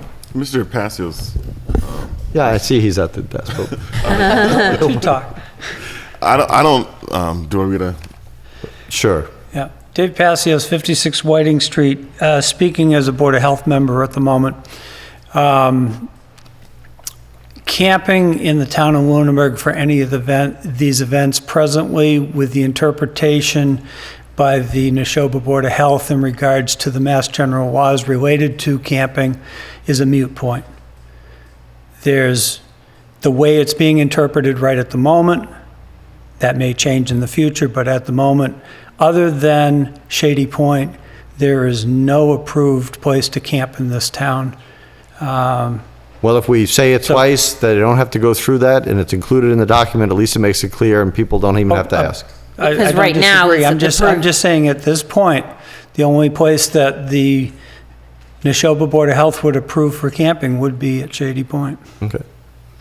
But that's at this point, under this particular board, right? No, under the present interpretation of the Neshoba How did the Board approval for of Health, camping? which is contracted by the town. So hold to on a second. So administer. what Mr. Weaver said is that you can camp on conservation, and I don't know that for a fact, I'm taking his word for it. You can camp on conservation ground if you get permission. So is that camping? There's more to it than that, I That's what I'm think. saying. And So that's why we don't even want to go into that in this document. And the difference, I think, is if an individual were to be granted permission, excuse me, from the Conservation Commission, they're not creating a campground Right. as defined under Mass General Law. Exactly. If you get a collection of people congregating, Right. they create a campground, and there are sanitary requirements outlined in the CMR Exactly. that is what Mr. Passios is But I have a Board of Health question then. If camping's not allowed anywhere than Shady Point, then how'd they pull off the unifier as a campsite Yeah, it's a good through the Board of question. Health? I can't tell you all the ins and outs as to how that ended up happening, but there were extenuating circumstances that forced the issue. That's about all I can say. Mr. Chair, Mr. Jeffries? where are you proposing making this change to? Well, let's see. Maybe in the checklist, like we just did for question 3, we could put down, is there something where it says overnight? Yeah, or camping or overnight activities part of the event, and then we should put a sub-content, I would propose putting a comment under there saying no camping or overnight events will be allowed on town-owned property. Okay. Would we then just want to say no camping events No, for special events? I wouldn't agree with that. No, I think there are people who have larger people of lands. If they want to do that on their land, that's fine with me. And it is potentially feasible that someone could create a legal campground on their parcel. Ecotourism. I mean, it's a matter of potable water and waste disposal. Yeah. So if you can satisfy those things, you can meet the Board of Health requirements. So just because Shady Point currently is the only place you could do that doesn't mean that an individual or group of individuals create a couldn't take a campground. parcel and do such. And as much as I hate to bring this up, because I really do hate to bring this up, because I hate the whole notion of it, especially coming back from vacation overseas, it really, allowing camping and overnight facilities on town property just opens up the town to way too much Yes, liability. yes. And if a private property owner wants to take that responsibility, that's fine, that's up to them. But I don't think as town representatives, the executive board of the town, I don't feel like we should be doing that. I agree. No, I I agree. can't see an avenue for we've never had a town sponsored camp out, so I don't Yeah. see why we. Well, there's not many campouts in general overnight, so in the Can't that town. be waived? I mean, can't someone take full responsibility for liability if there is an overnight and therefore waive us out of that? On municipal land? Yeah. I can't even think of a parcel that would really work, so I think we should just move on from this and just I say just, we no. should take it off the table. I mean, I don't see that there'd be any place. So I'm putting a parenthetical under number 2 that Right. says there shall be no overnight camping on Town, or town, whatever property you. owned by the town of Right. Lunenburg. Yep. Who's However you say it up above. I'll admit that I'm overruled, but I wouldn't include that. 'Cause I'm with you, Dan. there could be an event that we haven't thought of that someone wants to do that would be perfectly fine. And then we'll amend our policy. You can always do agree it, with make a Damon on special this waiver, don't you think? What, you think it should be allowed? I think it absolutely should be allowed. I think that, we talk about purchasing a bunch of town land. We talk about how much of the town is owned by the town. We talk about all this land that we have, and you can use it during the day, but you better not. But we're talking Well, about what hosting properties an are we talking about in event. town? Say again? What properties are we talking I'm, about? I'm using in theory, the theory of it all. Like if someone wanted to, for example, if there was some kind of event that transpired and people wanted to hold vigil because of some grave injustice in the center of town, near the gazebo, that we wouldn't allow that to happen. No, if you want to have a vigil and you want to stand outside, if multiple somebody days. wants to stand or sit on the gazebo all night long, that's fine with me. You can't pitch a tent, you can't sleep there. I think the camping impedes too much on the space belonging to everybody. Right. And it isolates it to just hand it over to a few, and I think it just is best to leave it as day events. But are we infringing upon people's right to assemble? No, No. we're not saying you can't have events. We're saying you can't do one thing. You can't sleep there. All You right, can't I guess camp. I guess what I'm throwing out here is if there was a circumstance, right, in which someone, I don't know, for whatever reason, 150 people said we are protesting Lunenburg for X, Y, and Z. I'm just using it as an example. okay. And they're setting up shop on the town green out here. They'd have to get their permit first. Well, let's say that they didn't. Well, people who protest in parks generally are breaking the law by protesting and camping out in parks. It happens in New York all the time. Yeah. What we decide to do about it, but that's not, there's a far cry of not arresting people, but then allowing them and permitting them to do And it. this is different because this is a special event. We're going through Right. several months and planning it. I But think people sometimes plan a more poignant example would be something like when they do the 24-hour Relay for Life, which is a private event, would be held at the track on public property. But those folks aren't camping. They're staying up all night, right. performing an activity overnight over a 24-hour period. And I think that would probably be allowed. Yes. But they wouldn't be able to set up tents along the perimeter and go and sleep there. Okay, I would think like is what Mr. Alonso to is getting. So go on ahead this- and make a motion that, Well, before you make the motion, I just want to say that we are talking about camping and overnight activities are both part of it. In your parenthetical note, Says make sure there it's shall just not camping. be any overnight camping. No, Oh, just say camping? Just camping. There shall be no You camping. can have overnight activities. Yep. You just can't have camping right. or overnight lodging of any kind. And where is this change being Just, it's going to be a Category parenthesis A. under section, question 2 in category A. It's going to be a parenthesis under there, noting, just like we did with question 3, that if you don't check off anything in category B, then you're exempt, you don't have to get a special permit. The sub parentheses, and you'll see this again, we're not going to prove this tonight, obviously. We don't have to have Mr. Bernie come back again to present it, I think, if we keep the changes simple enough. Unless he wants to, because he's in town and he has nothing to do on Tuesdays. Mr. Weaver? Yes. I think Dave Passios is correct. The only place that you should be able to allow camping is at Shady Point. The unifier, because it wasn't challenged, that's why they got away with it. If it was challenged, they wouldn't have been able to get away with it. So that's why that happened. But it got Board of Health approval. It But- doesn't matter, because this thing is going to ask But- that it have Board of Health approval anyway, right? Right.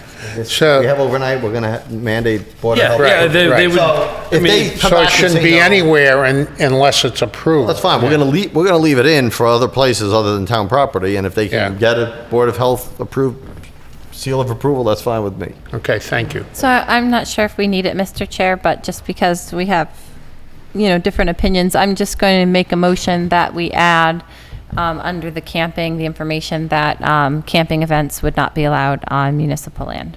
Overnight camping, right? Overnight camping or day camping. No, just No, yeah. you can, Overnight lodging. yep, camping, overnight camping or overnight lodging, yep. I would second it. I mean, I think this is 3-2, so. Well, we'll go down the line. Mr. Jeffries? No. Mrs. Adams? Aye. Yes. And yes. And it will read, there shall not be any camping or lodging on property owned by the town of Lunenburg.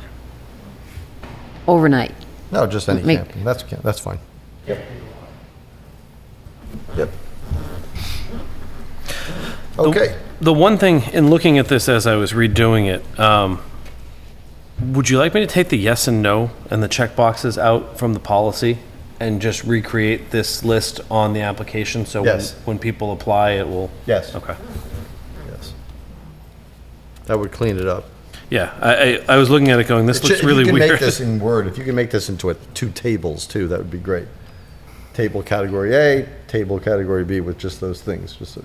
Oh, you want me to Clean table them? list. Sure. Yeah. Just makes it cleaner. Anybody have any question, and then make sure that it goes on one page too, because I see this question 15. Yeah. Yeah. There's one more thing that I Yes. caught Oh, see, while we're mine's just on going one through this now. I didn't catch over the weekend. Was alcohol and drug use. So recreational use of drugs shall be prohibited, at any licensed special event that takes place on property owned by the town of Lunenburg. This shall be deemed to include marijuana. So this then, I'm not advocating for a hemp fest, but this then means that we cannot get a request for a hemp fest here in Lunenburg. Not on municipal land. We Right. Yes. Not on municipal land. We currently have a general bylaw that prohibits the use of THC in public, and by definition, land owned by the town of Lunenburg is public. So I think it's a restatement of that bylaw. Just so it's in one same, just so it's here inclusive. But yeah, that is true. So the workaround here then is that if you go into your car and you smoke up your doobie, then you're good to go. Because your car is very protected. You're not and it supposed is to not smoke in your public. car. I didn't say sit in the driver's seat. It's the same as drinking, and you're not supposed to have open container in a car. It's the same. Actually, that's not correct. In Massachusetts, how we got to this point with marijuana was that the state Supreme Court made a very clear distinction that the odor of marijuana is by... I didn't say odor. I said you cannot smoke in your car. You can. So the state of Massachusetts, what occurred, how we got to this point, just as a brief little note here, was that someone was pulled over for smoking marijuana. And they got, this is after it was decriminalized. And the person got arrested, they found a whole bunch of weed in the car, case goes up to the Supreme Court, and the Supreme Court says that the odor of marijuana does not in and of itself indicate that a crime has been committed. And that therefore people can smoke in their vehicles, and it does not suggest that the driver or anyone else is committing a crime. So you can sit in a passenger seat of a vehicle and smoke marijuana without it being by any means What does this a have to do crime. with special events? What I'm getting at, thank you, Ms. Adam. What I'm getting at is that the workaround here is that if someone goes into their vehicle and smokes marijuana, right, at an event, that they're allowed to do that. So are Not we on really, municipal land. So special event. You cannot smoke in special your event car license municipal aside, land. the answer everything to- is municipal land. Special event Every road. aside, that you're allowed to do that now. Yes. Yeah. So my question then here is that if there's a workaround here to this, what's the point of even including it? A friendly reminder. I also would question, by the way, I'd also would question if you were in a municipal parking lot, does that apply? Well, I mean, If you were at home in your car, that might be one well, thing. I think the issue is someone driving on a road, which a road is an area that it's owned by either a state or a local government, and so that's the example that I'm using here. So, my only comment here is that this shall be deemed to include marijuana. I think is a step too far.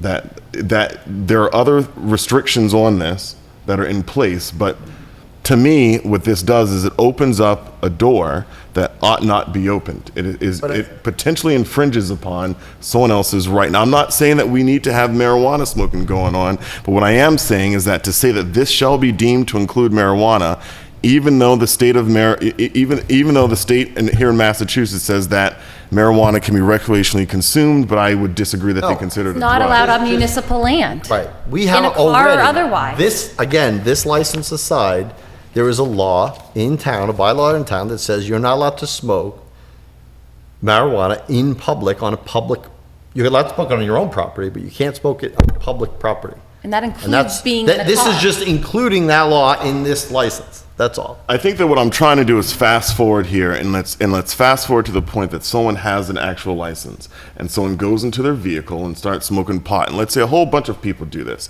and everyone just goes to their car and they all sit there and smoke pot, which is legal. Yeah. Not on municipal land.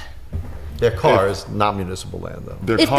If their car is parked on municipal land, that's they what are I- on that's- municipal land doing marijuana. But I and they think- cannot. I Well, think you're the wrong. converse I am to this not wrong. is if you're making the effort to go to your car to smoke marijuana, you're probably not rolling all the windows down, and you're probably not sitting on the hood. So the smoking of marijuana is contained, and the purpose of the bylaw, as I understand it, is to prevent the infringement on those who don't wish to be involved with the smoking of marijuana from being exposed to it in areas where they should have reasonable right to be in public.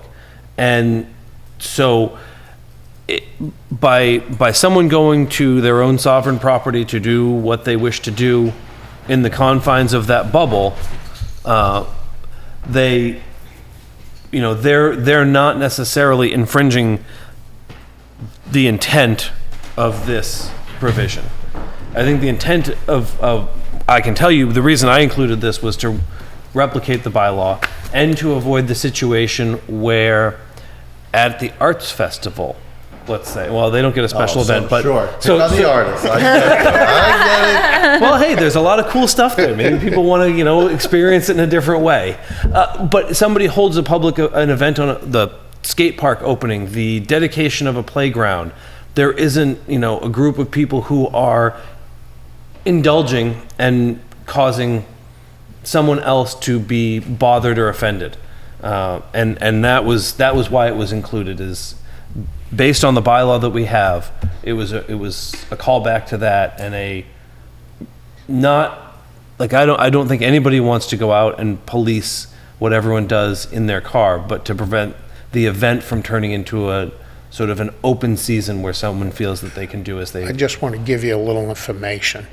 At our company, we're a smoke-free environment, and if you're out in any part of the property, you can be fired. So it doesn't matter if you're in your car on the property, if you're standing on the property, you're fired. So I just wanted to give you that information. Private property, though, I think that what I'm referencing here is if you have a vehicle and your vehicle is parked on municipal land, as an example, the town then therefore does not have the right to search your vehicle just unanimously. Now, if they do have signs posted that say, hey, by putting your vehicle past this point, you're entering town land, your vehicle is subject to search, yada, yada, yada. But vehicles are very protected. They're right underneath the house as far as... Point of order on relevance, because you're not supposed to conduct impairment activities in a vehicle. You're not supposed to drink in a vehicle. You're not supposed to smoke marijuana in vehicles. What are we even talking about? Can we please work on this?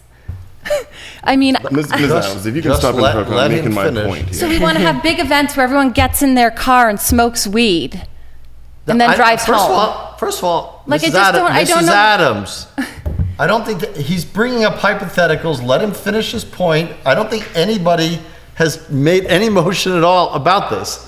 Go ahead, finish.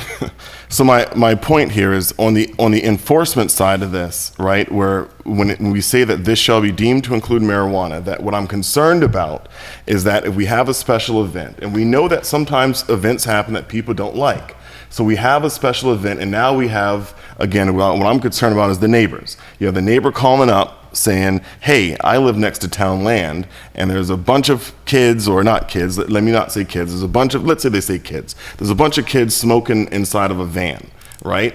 And then, this is then going to prompt some kind of action, correct? What I'm in this wording, when we say that recreational use of drugs shall be prohibited at any licensed special event, we already have state law, right, that says you cannot consume this stuff on municipal or state-owned land. We already know this. Yeah. I'm concerned that by saying this shall be deemed to include marijuana, that we're stepping into an area that becomes a little shady, that gets a little too gray. And I would say that I would disagree. I think Okay. that we're just bringing the bylaw in here so people don't have to search other bylaws and to what's putting on. What people do illegally, are there loopholes around all this stuff? Of course. Probably. But the point is, we're making this policy. We're making the licensing policy. And we get to decide as a board whether we want to allow it or not.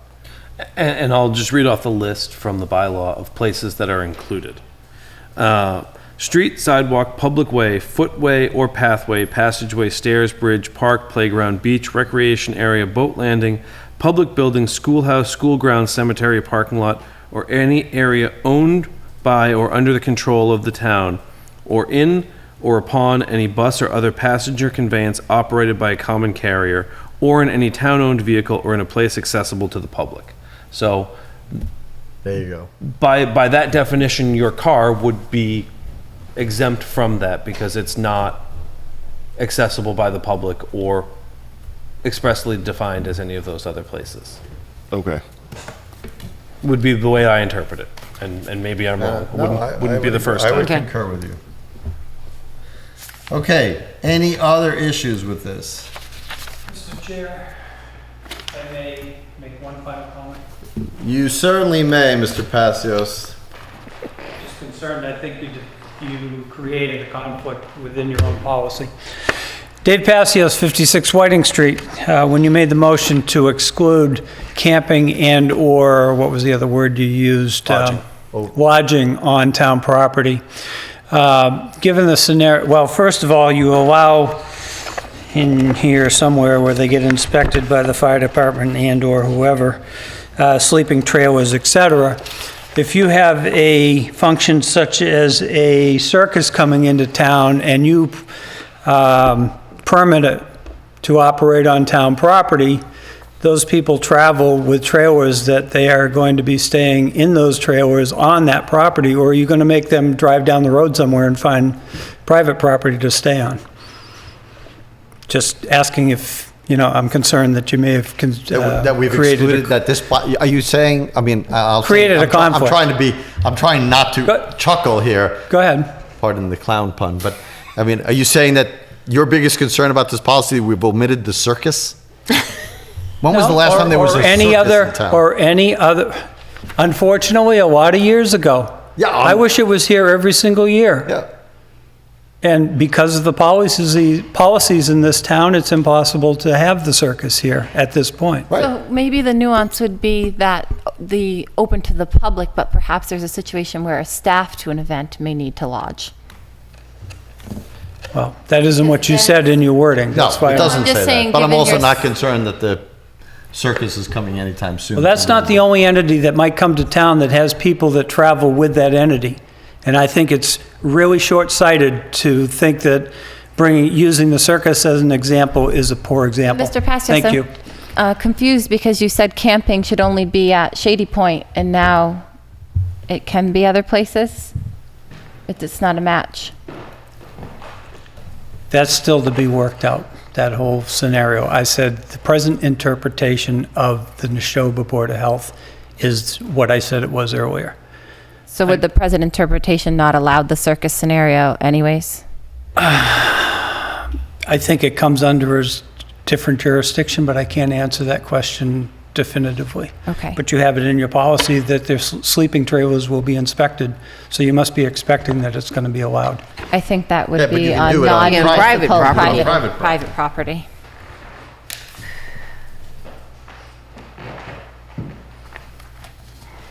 Any other comments about the, are we going to keep this flow chart at the end? Do you want to or not? It- I threw it in there as just a sort of potentially helpful. Oh, all right. If you don't like it, I mean, it's easy enough to get rid of. Did yours? Oh, yeah, see mine that went over there too, so it's weird. Anyway, Probably use an Mine- apple. wow. Oh, first of all, I didn't. but No, man, it might be because I printed from the Word version and you probably have the PDF I didn't version. realize you were OS printing this stuff. Wow. Okay, so if there's none, I think that's the final round. And you can submit this for you can come next time, or you can just submit it to us. Wouldn't miss it for the world. Wow, that's great. Mr. Chair, can we, one more thing that should be involved in there is about the noise level for 8 hours, keeping it music and amplified music and any noise just for 8 hours a day. Right now, the reading is 7 to 10. But you restricted it to 8 hours on the one on Howard Street, and it worked out.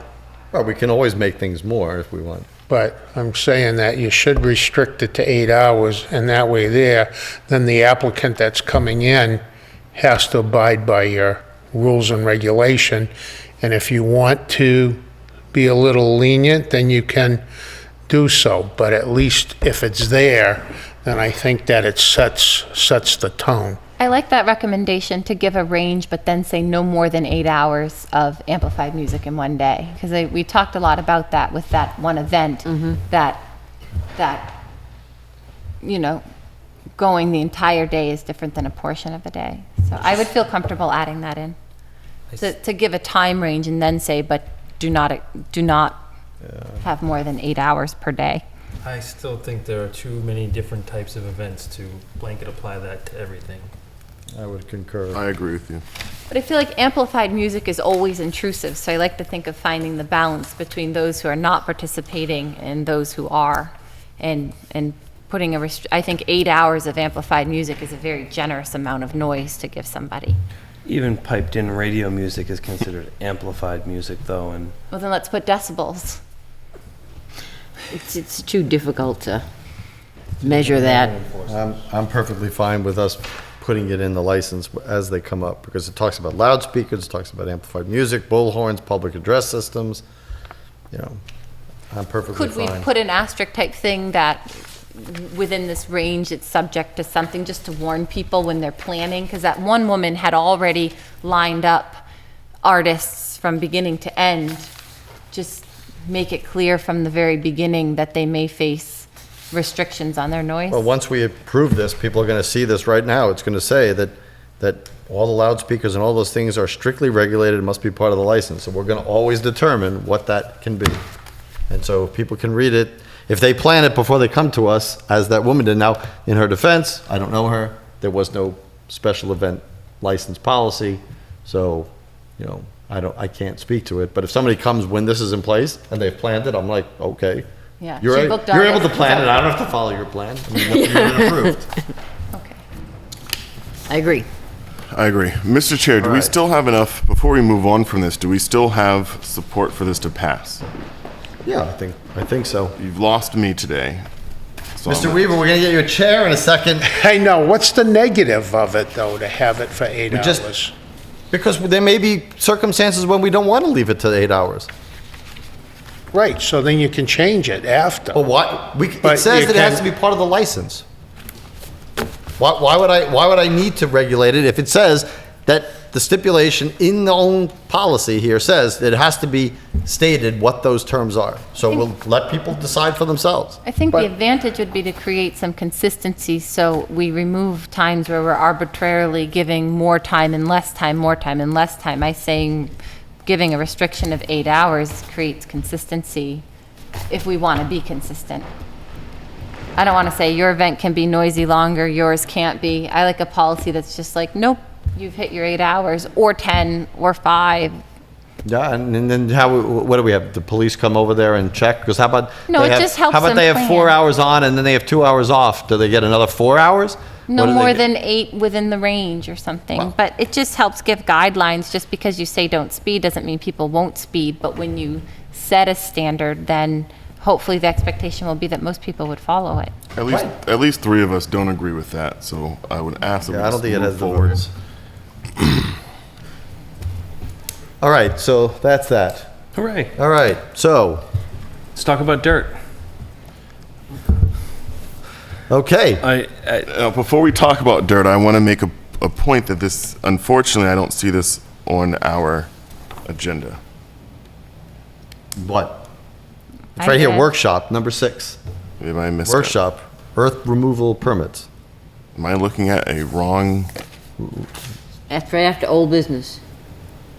There we go. Got it. So I put together a quick bullet list today about, my understanding is you wanted to talk about the existing bylaw, the proposed bylaw, the transition, and just in general what the board would be getting up to in a couple of weeks with earth removal permits. Is that, am I in the zone? So I think what we should would you like to talk about the existing permits, or would you like to talk about the bylaws first? You choose. Doesn't, we have to talk about both of them. All right, so let's talk about the bylaws. Oh, I like that. A relatively the bylaw. simple one. So, the existing earth removal bylaw is about 2.5, 3 pages. And it includes the parameters with which you currently issue earth removal permits. It triggers earth removal permits at 10 cubic yards, which is 1 dump truck full of dirt. It has a series of exemptions for septic systems, building permits, and subdivision roads, which all will generally include more than 1 truck of dirt coming out. It doesn't do anything about earth fill. It has a fairly limited list of items required for submission to earth removal, and says, or anything deemed necessary. So what you get is a wide variance of information submitted to you. What you have there is the proposed bylaw. I apologize, I had printed out a stack of the existing bylaws, and they're sitting in the printer at the Ritter Building. And it requires a closure plan, and it requires the closure plan prior to sale or construction or reuse of the property. And I think over the years, what the Board of Selectmen has found is that they're left wanting on certain items when they go and request information, and it's always, well, the bylaw doesn't really say what you want, there's no real list of information, and so you get a less consistent amount of information. The one benefit would be that the majority of earth removal permits in town have existed for 50 plus years, and the players have remained consistent from the side of who has them, but the information and what they're doing is obviously changing as the industry changes. So the proposed bylaw, which you do have a copy of in front of you, it's actually dated for today, looks to expand the definitions to include a more expansive list of items that are related to earth removal. I don't have it dated today. The one that I have is the 1/19th, current, Should have some green and red strike-throughs on it. yeah. We do. 22, yeah, we have 22 July, Okay. but it said it was modified. Oh, maybe that's what it's saved. Okay, well, let's just, It's the same bylaw. There haven't been any major updates because I'm still waiting for input from the planning board on it. But the new bylaw expands the definitions. It increases the threshold. The proposal that I put out was 1,000 cubic yards, which would be 100 dump trucks. You have the right one. I just saw you go buy some green. The planning board is still discussing whether or not they want to drop that 1,000 down to 500. This is something that communities vary. We have 10. I've seen communities that go up to 2,000 before you trigger an earth removal permit. So that's something that we're working on. But what it also does is it includes earth fill, which is something that the previous bylaw didn't do. One of our neighboring towns is currently going through some issues with that. Another, I'll call it local, it's a semi-local community, had a significant 2-year battle with filling of earth and where the earth came from and what was done with it and those kind of things.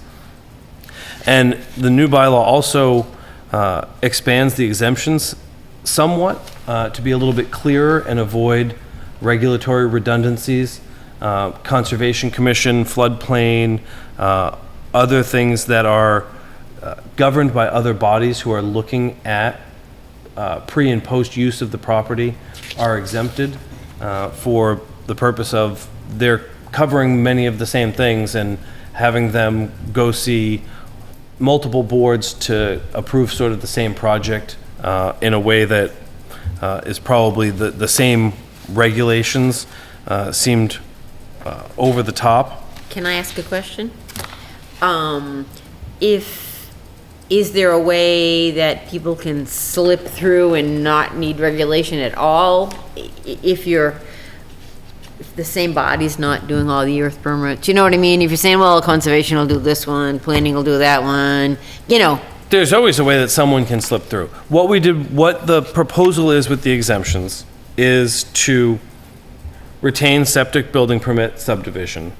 But when fill is associated with work within the floodplain district. That's governed by a bylaw that we currently have. When you fill or excavate within the floodplain district, you're required to get a special permit through the Zoning Board of Appeals. So that special permit would cover these same issues. When you are working within the town's wetland protection bylaw and associated buffer zones.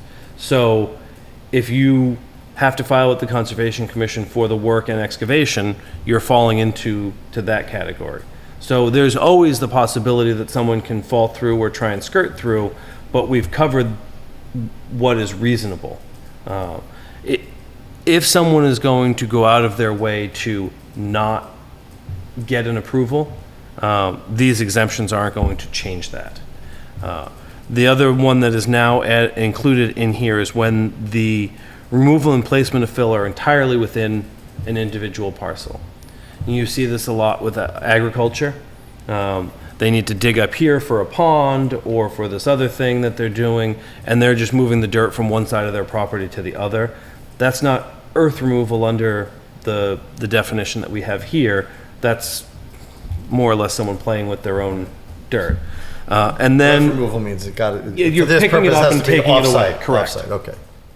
And then the final thing that we did in the exemptions is we added some additional thresholds. So you're exempt if you're A through G, but you also have to meet these additional criteria. You're not filling or removing on 3 or more contiguous lots or greater than 6 acres. You're not... Total, greater than 6 acres. Correct. Total? Okay. Correct. You're not altering natural drainage patterns in a way that would impact other people. The excavation isn't active for a period of time greater than reasonable for the activity being conducted. I know everybody hates reasonable, but there is a reasonableness standard with his Mass General Law, and we just have to kind of go by that. And then earth removal or fill is limited to the necessary scope of the project.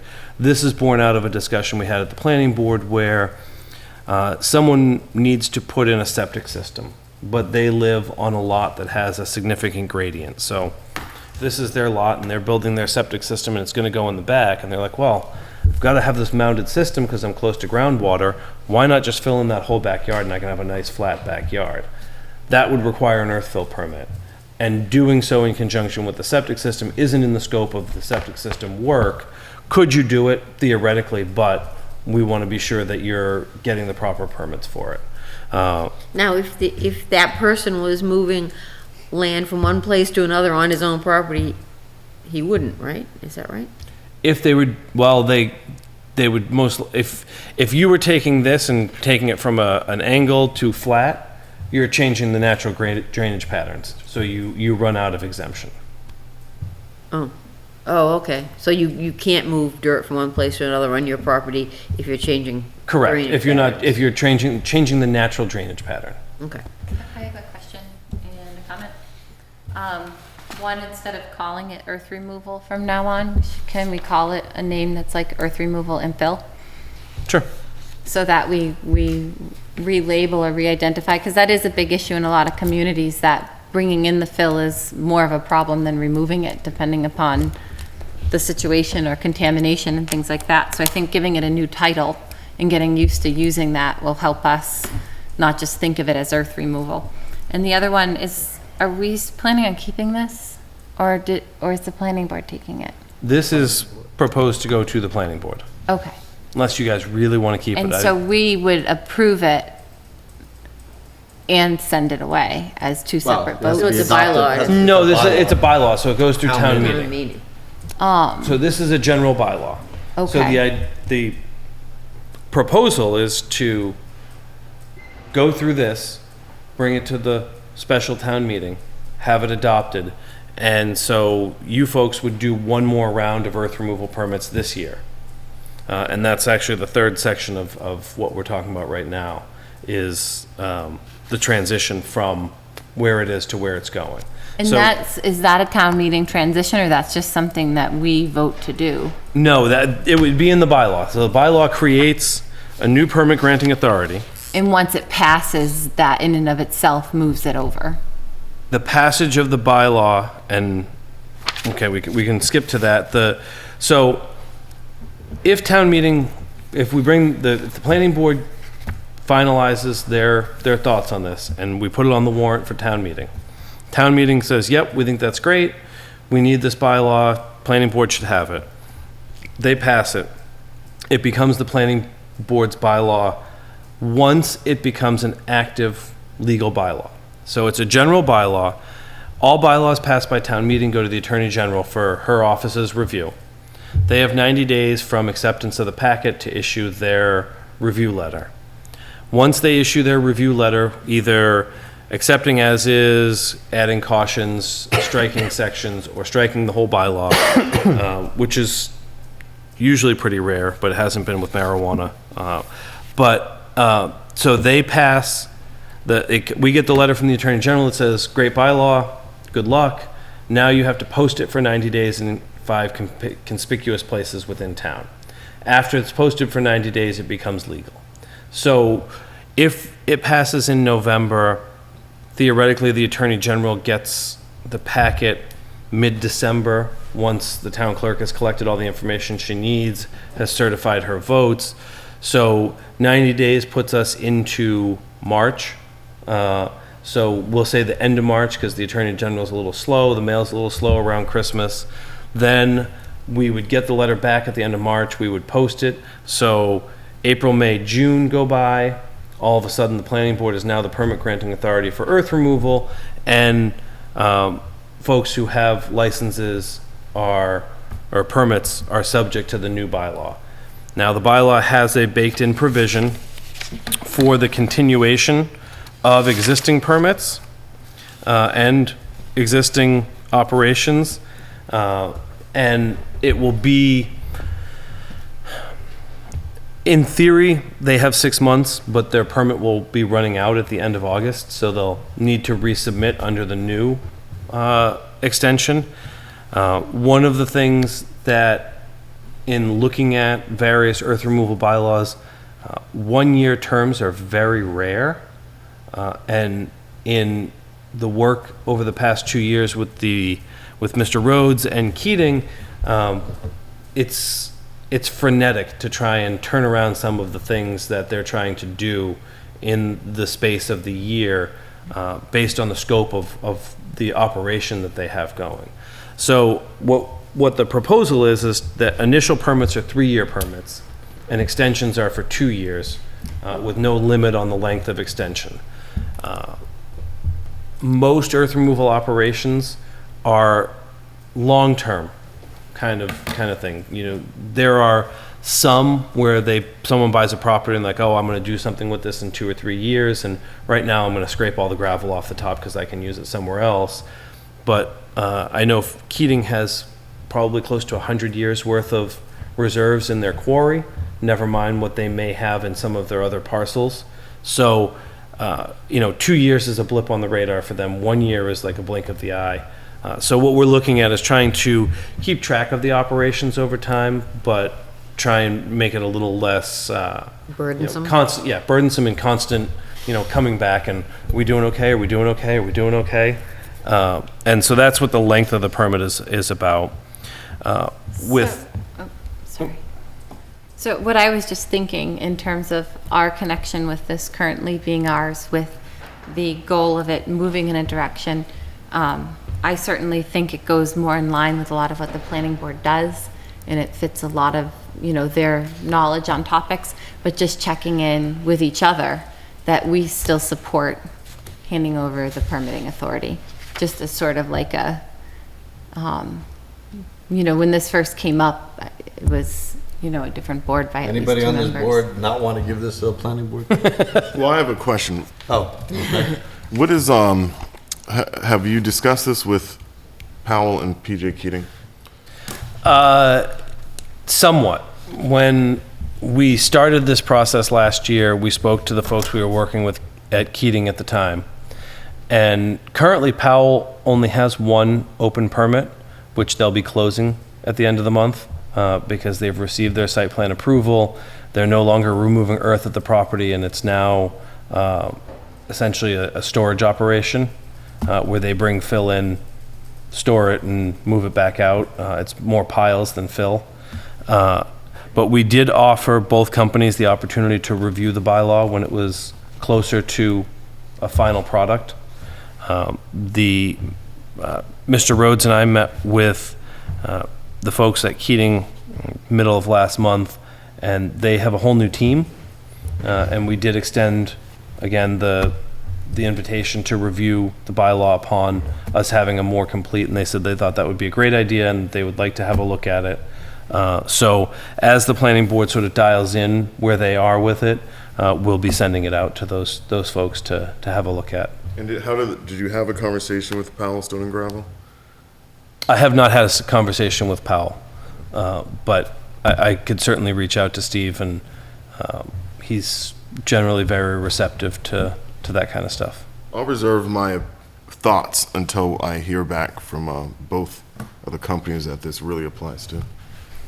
Okay, I just wanted to say that I support it heading in the direction of the planning board. They're obviously the ones working on it, but I just thought that would be a good conversation for us to have, since it currently is in our collection of things. But it felt, especially when we first started getting all the information from Gary, nobody up here had any input or knowledge, and we were like, so what should we do, and we very clearly were not well versed in this topic or able to really contribute to it and really learned from him, or at least that's how I felt it played out.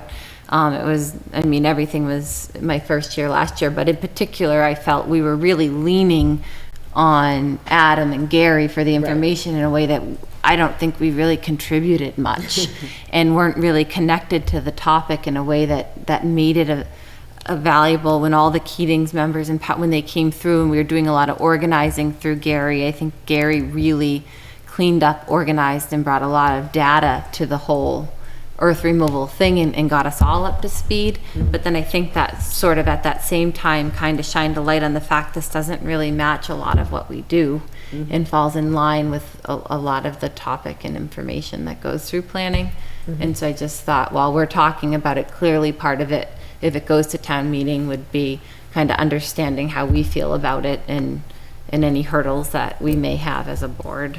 For the with longest time, passing it I think on. the board I was on previous to being on now always thought it was misplaced anyway. Yes. So, Okay. I agree. by the way, in that section about the aforementioned items, you want to eliminate the word "that." What are your thoughts, Damon? Yeah, well, I agree with you. I'd like to hear from the stakeholders before I am in favor or not of the whole thing, but I'm fine with moving into the planning board. I remember an instance when I first got involved with the planning board, we were told by the previous planning director that, oh, the Board of Selectmen will review that, we don't need to worry about it, and then the Board of Selectmen never made it between offices, so it just didn't happen. So I understand where it belongs probably with them. Not that we're incapable of doing it, but I think I'd be happy if you guys wanted to keep it. Incorrect, not necessarily that the policy doesn't need to be read through or changed or thought about, but that it probably, I mean, considering planning's the one working on it and not us, that's sort of telling. Well, and that's born out of the fact that conversations with the previous board led to the planning board taking it over. Yeah. I had conversations with the Board of Selectmen about potential alterations, and they all said, well, we want you to give it to the planning board, so why don't you go work on it with them? Oh, and I totally that's agree. I kind of just where wanted to. And that was, that was probably longer ago than than I care to admit, but we got kind of hit with marijuana right in the middle of it, so we changed gears to that, and hopefully this will go through relatively easily. What? Who is generally the PGA, the permit granting authority in most towns? It varies. Some towns have earth removal boards. That Aside from the towns who only do that. only do that. It's probably split between planning boards and boards of selectmen, and it's not 50-50, but it's not 75-25. It's generally heavier towards planning board. Okay. But it's really not unusual to see a Board of Selectmen issue earth removal And permits. from your perspective, is there any advantage in us doing it? Like, it just feels so out of the ordinary, but is there a reason towns give it to the selectmen? I don't think there's an advantage. Honestly, I think it's often a holdover from when the selectmen were the planning board, or from times when the selectmen met more regularly, and so it was easier for them to handle something that was business oriented. I mean, at one point, the selectmen were the sewer commissioners. Well, that's exactly it. There's, we live in Massachusetts. Historically, the Board of Selectmen were the ones who did everything until powers were meted out, or they got sick of doing it, or whatever else. It really is not unusual for the selectmen to have a lot of odd jobs. I mean, there's some towns where they're still the zoning board of appeals. Okay. All right. Thank you. Earth fill, again, just making sure that as land gets filled, we have a record of where it comes from, that there's a criteria for how they do it. The one thing that this bylaw does is it allows the permit granting authority to create regulations. And I know I've said it to this board, I know I've said it to the planning board. Things like this, the bylaw is great for laying out, here's what we're regulating, and then, creating a set of regulations that this is how we're going to regulate it. Here's what we want in our plans. Here's what we want from a closure plan. Here's how many we want. Here's the procedure for the public hearing. Here's what the timing looks like. And what that does is it allows town meeting to be comfortable looking at this, that we're regulating something, and this is how we're regulating it, and this is what the criteria are. And then the regulations allow the board to codify the way that they operate in a way that they can change through a public hearing at any time, to be nimble to either pick up things that they're missing or eliminate things that are onerous and burdensome to the applicant, or that they find themselves waiving and not using regularly.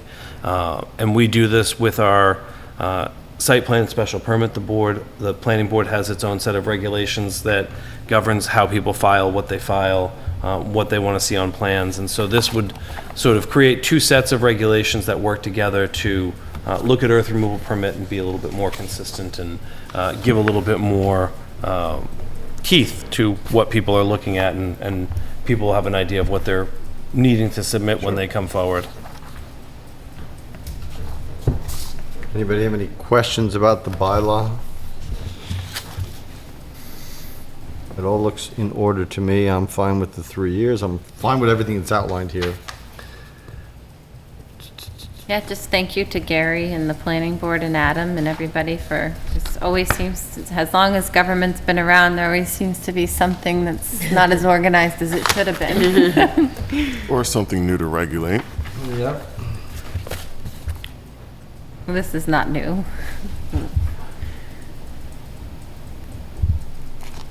Okay. Do we need to take any action? Yeah, do we need it? Well, no, because. No. Okay, This great. is eventually gonna, And I think this will eventually ultimately, be on a town meeting, and we'll Yeah. discuss it. and I think ultimately before that, the planning board will be back in front of you looking for a joint meeting to sort of chat about what their final bylaw might look like. And the board has indicated they would like to hold a public hearing. I was gonna ask that happen, yeah. It's a general bylaw, so there's no requirement to hold a public hearing. There's nothing that would prevent them from holding a public hearing. And you want to do it at special town meeting in November? Unless you want to do 2 more rounds of earth removal, that would be what would need to No, be I'm just done. thinking, that's coming sooner than you'd think. Yeah, but it's just about here, right? Right, and right. to They need a public Phyllis's hearing. point, aren't we meeting with the planning board Monday. this, could we throw it into a revised agenda if it's not already made, that we have a little conversation so we consolidate the amount of times we have to dual meet? I don't see any reason why you couldn't. I would hope that we August don't is rush close to to November. that we don't rush to have this meeting, because I think that there are some large businesses that are going to be significantly affected by this. And I think that, we really need to get their input here. With all due respect, we're not rushing because this has been on the table for some time. And again, I've talked to, the planning board has discussed this at 2 meetings. I have yet to receive any formal feedback from the members, so there hasn't been a significant amount of change. I mean, you see in the copy you have, there are some red lines, and those are things that were easily noted at the discussions and the meetings, but each member has indicated that they have some thoughts. So again, we could discuss it on Monday. I don't know that it would be significantly different than it is now. I think that there are some changes that will come of this, but until I have feedback from the board, I can't give you too much more than that. I'd hope that in its final form that Keatings and Powell's would have at least 60 days for their lawyers to review this.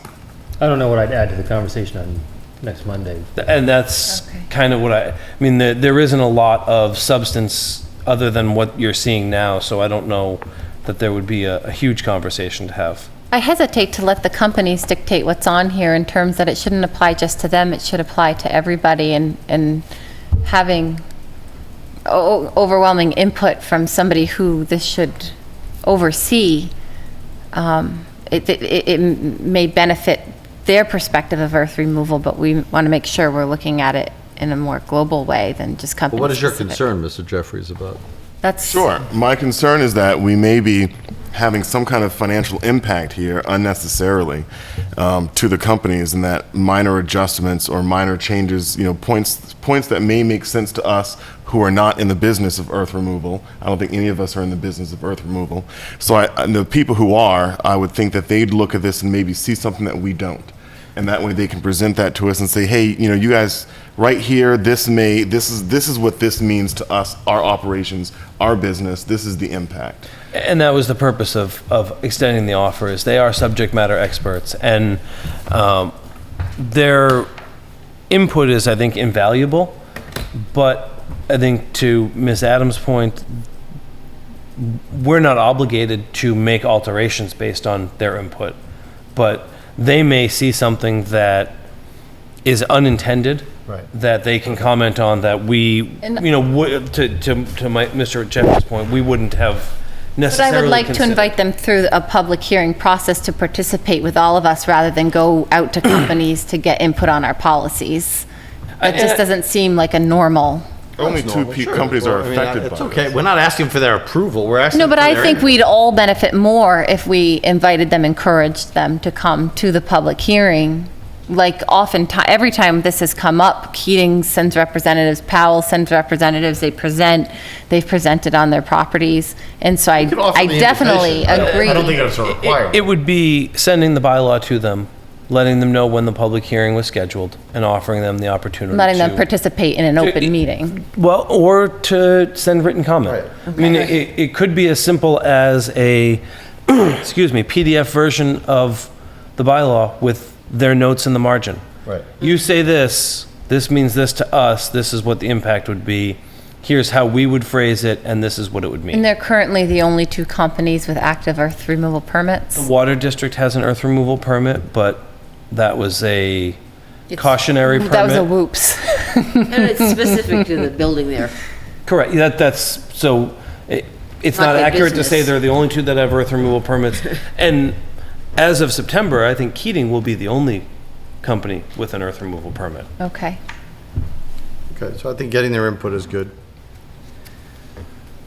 And because of that, I think that, yes, I think that talking about it Monday is probably way premature then. So, as long, I hope that if this is gonna go on in November on the special town meeting, I'm hoping that we address the fact that, the public hearing should be, at least, I'd love to see at September, least 45 October. days, if not 60 days before, so we have time to act. I don't want to race to the finish and try to get everything done. Not a big fan of that. Between mid-September and mid-October, really. My hope would be that our first meeting in October, we would That would be be perfect. ready to have a public hearing. Good, okay. Is my hope. but my Okay. hopes are often dashed. Well, hopefully we don't dash these. And as far as the earth removal permits, I'm not, I mean, I can certainly speak to them. I don't have a lot Is this the current permit? to say. Yeah. Okay. I know that you have a hearing on the 20th. I just received final information from PJ Keating today on their permits. It certainly seems as though they have done the work that was requested of them. And some of it may have been rushing to the finish, but done nonetheless. What were some of the, again, So they had, what were some of the issues? there were 3 parcels that they had, I'll call outstanding issues on. And next week I'll be forwarding you all a memo from myself on their renewal applications. But on permit number 15, which is the north side of the railroad tracks and the west side of Reservoir Road as you go under the bridge. Yep. They have a parcel that they do some removal from, that there is a 250-foot buffer that was previously required to be no longer removed from. They were required to put monuments in to note on the property where it was so people wouldn't remove from it. They've done that. There are some outstanding, from when we were there last month, some outstanding slope and reclamation issues. But again, I think the transition in management that they've had has probably retarded their ability to make progress on that. What we did point it out to them what they would need to do, and they indicated that they would start to work on it. They didn't indicate in their email that they had done so, but it is something I will follow up with them on. On the parcel across the street, north of the railroad tracks and east of Reservoir Road, there is endangered species habitat or natural heritage habitat area. And there is area that is outside of the habitat that they have material remaining that they would like to excavate. So the requirement or the condition was that they speak with Natural Heritage about whether or not, where they can remove, and whether or not it would be acceptable to close or reclaim the open areas within the habitat in the manner that the board had asked, which was essentially loam and seed. They had indicated that because the blanding turtles like to nest in gravel pits, that leaving it open would be Natural Heritage's preference.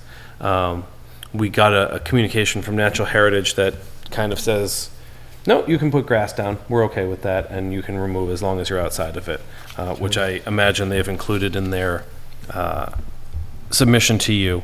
Now, the issue with that permit is it covers their processing plant as well as the habitat area as well as the land that they still have material on. So there's we had a discussion with them about excluding the processing plant from the earth removal permit because you're not removing earth, you're performing a processing plant.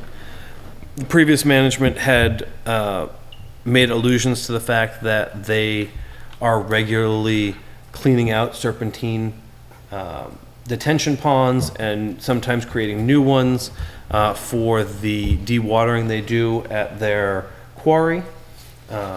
But that is an earth removal. That's part of maintenance it's part of maintenance of a drainage structure more than anything. So I think that the new folks are comfortable with removing that. And I think that will probably be one of the recommendations. And the final one where they had something that they needed to do was the gravel pit. They were required to monument the 100-foot boundary along Fort Pond Road and Leominster Shirley Road. They've indicated that they've done that. It was not done when we were out there, so it's something that will have to be inspected. That pit is just quite a sight when you actually get in there. Oh, yeah. It's just. I mean, it's probably 150 feet. Yeah, it's about 150 feet deep, and you don't really realize how big it is until you drive down into it, and you're like, oh wow, this is this is amazing and kind of scary. And you know the trucks, and they have been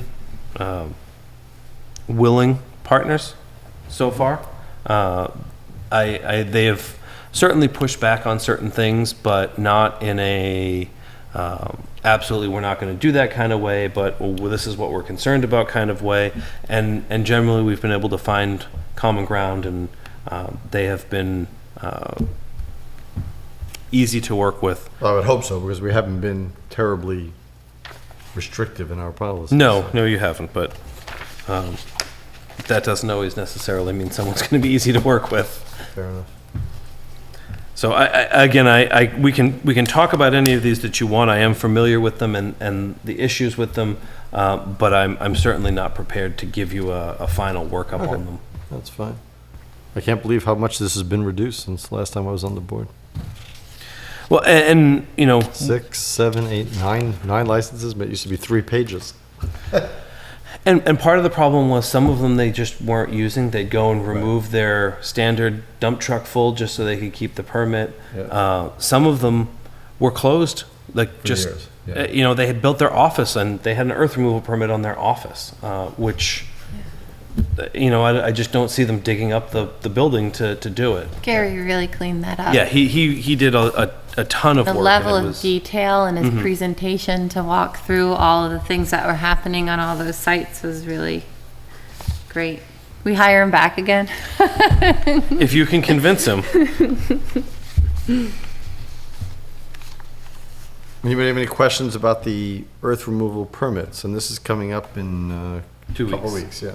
And so what will happen is you've received applications for renewal. I imagine the folks from Keating will be here. They indicated they would be. You have the right to continue conditions that you have on the existing permits. I believe you all have copies of them. All the conditions are there. You have the right to add new conditions. You have the right to ask questions, ask them about their operations. I think we're all well aware of what they do. Do we want to invite the planning board so they get a feel for this? You're more than welcome to. I don't know if they're really familiar with public hearings or not. No. Are you aware of anything that jumps out at you? I know you just sort of walked through it, but anything you would recommend that we ask or hone in on, or is it all pretty much just flowing from everything that was organized last year? It's really, they haven't changed a lot. I think my feeling, and I want to see what they've outlined, but the reality is, at this point, I think what this board would want to start doing is really dialing in the areas where they're issuing the permits. You know, specifically, permit 16 is the one that we just talked about. That has the turtle habitat. It has the processing plant. So those areas don't need earth removal permits. So start sort of consolidating where the actual earth removal is happening to the area where they can do it. The parcel across the street from the processing plant on the east side of Fort Pond Road and the south side of Leominster Shirley Road, they have a recycling area there. Now, I wouldn't suggest taking away the recycling area from the earth removal permit, because there is still material under and around there that they could use, even though they're not currently. They're using it to store regrinds and concrete and other materials that they take and use at their processing plant. But they could decide, hey, we're going to pick this up, we're going to move it over here, and we're going to dig here because this is material that we've decided we need. So I think it's really just identifying areas that aren't possible to be used for earth removal or won't be used for earth removal, and just making sure that they over time can be excluded from the permits. And all those recommendations will. Yeah, we'll put those together. Good. Any other questions about these? No. Thank you for the very thorough explanation, Mr. Brady. Agree. And I'm going to reach out to you to try to schedule a time to go see the areas that we're talking about. I don't need to see their granite quarry, but I. Your loss. And ultimately, it's up to Keating to allow that. But yeah, if you Have they given the standard form to allow that they typically do the planning board? I don't know that they have. I don't know the Board of Selectmen requires that. Okay. And even for these type of, I don't know that I would ask someone to submit that form to the planning board for this type of permit, only because of the nature of the operation. Yeah. They run some really serious equipment out there, and most of their stuff is locked and gated. But I think that they may be willing to. I can reach out to them and find out if they're willing to give a tour. Please, a Thursday would be ideal. Okay. So I think that takes care of our agenda. Upcoming meeting schedule, as was noted, we have a joint, we're posted for Monday, August 12th at 6:30 PM. I believe it's in this room? It is, and that will be the will be the Storm Unitil. Resiliency Program hearing for Unitil. Or resiliency, as it's posted here. Then we have our normal meeting next Tuesday, August 13th, and then the last one of the month will be on August 20th. That'll be, again, earth removal permits. So bring your hard hat and Do we have any geology hammer. Do we have any material to review before the meeting next Monday? I believe I sent you the filing that they submitted back in early July. I can resend it if you'd Yeah, like. please. I don't recall. Can you put it on the drive? Well, he doesn't, I don't know if he has. I can send it to Elaine and have her put it on the drive. Right. He doesn't have access to it. Sending it as an email would be swell too. Okay. Any public comment from the public? We've scared away the public. Any public comment from the board? No. I would make one. Sorry, I got frazzled during marijuana. Did a little research. You can use it in your car, not driving, but not in public spaces. So you cannot use marijuana in your car if you're on public land. Okay. So sorry for anybody planning a parking event of smoking weed on public land. It's a no-go. Thank There God. goes my Friday. Adam, don't. You're killing me. You're killing me, Adam. All right. So, with no further business, I would entertain a motion to adjourn. So moved. Second. All those in favor, please say aye. Aye. Opposed? None. Good night, everyone. See you next Tuesday. Now you're killing me.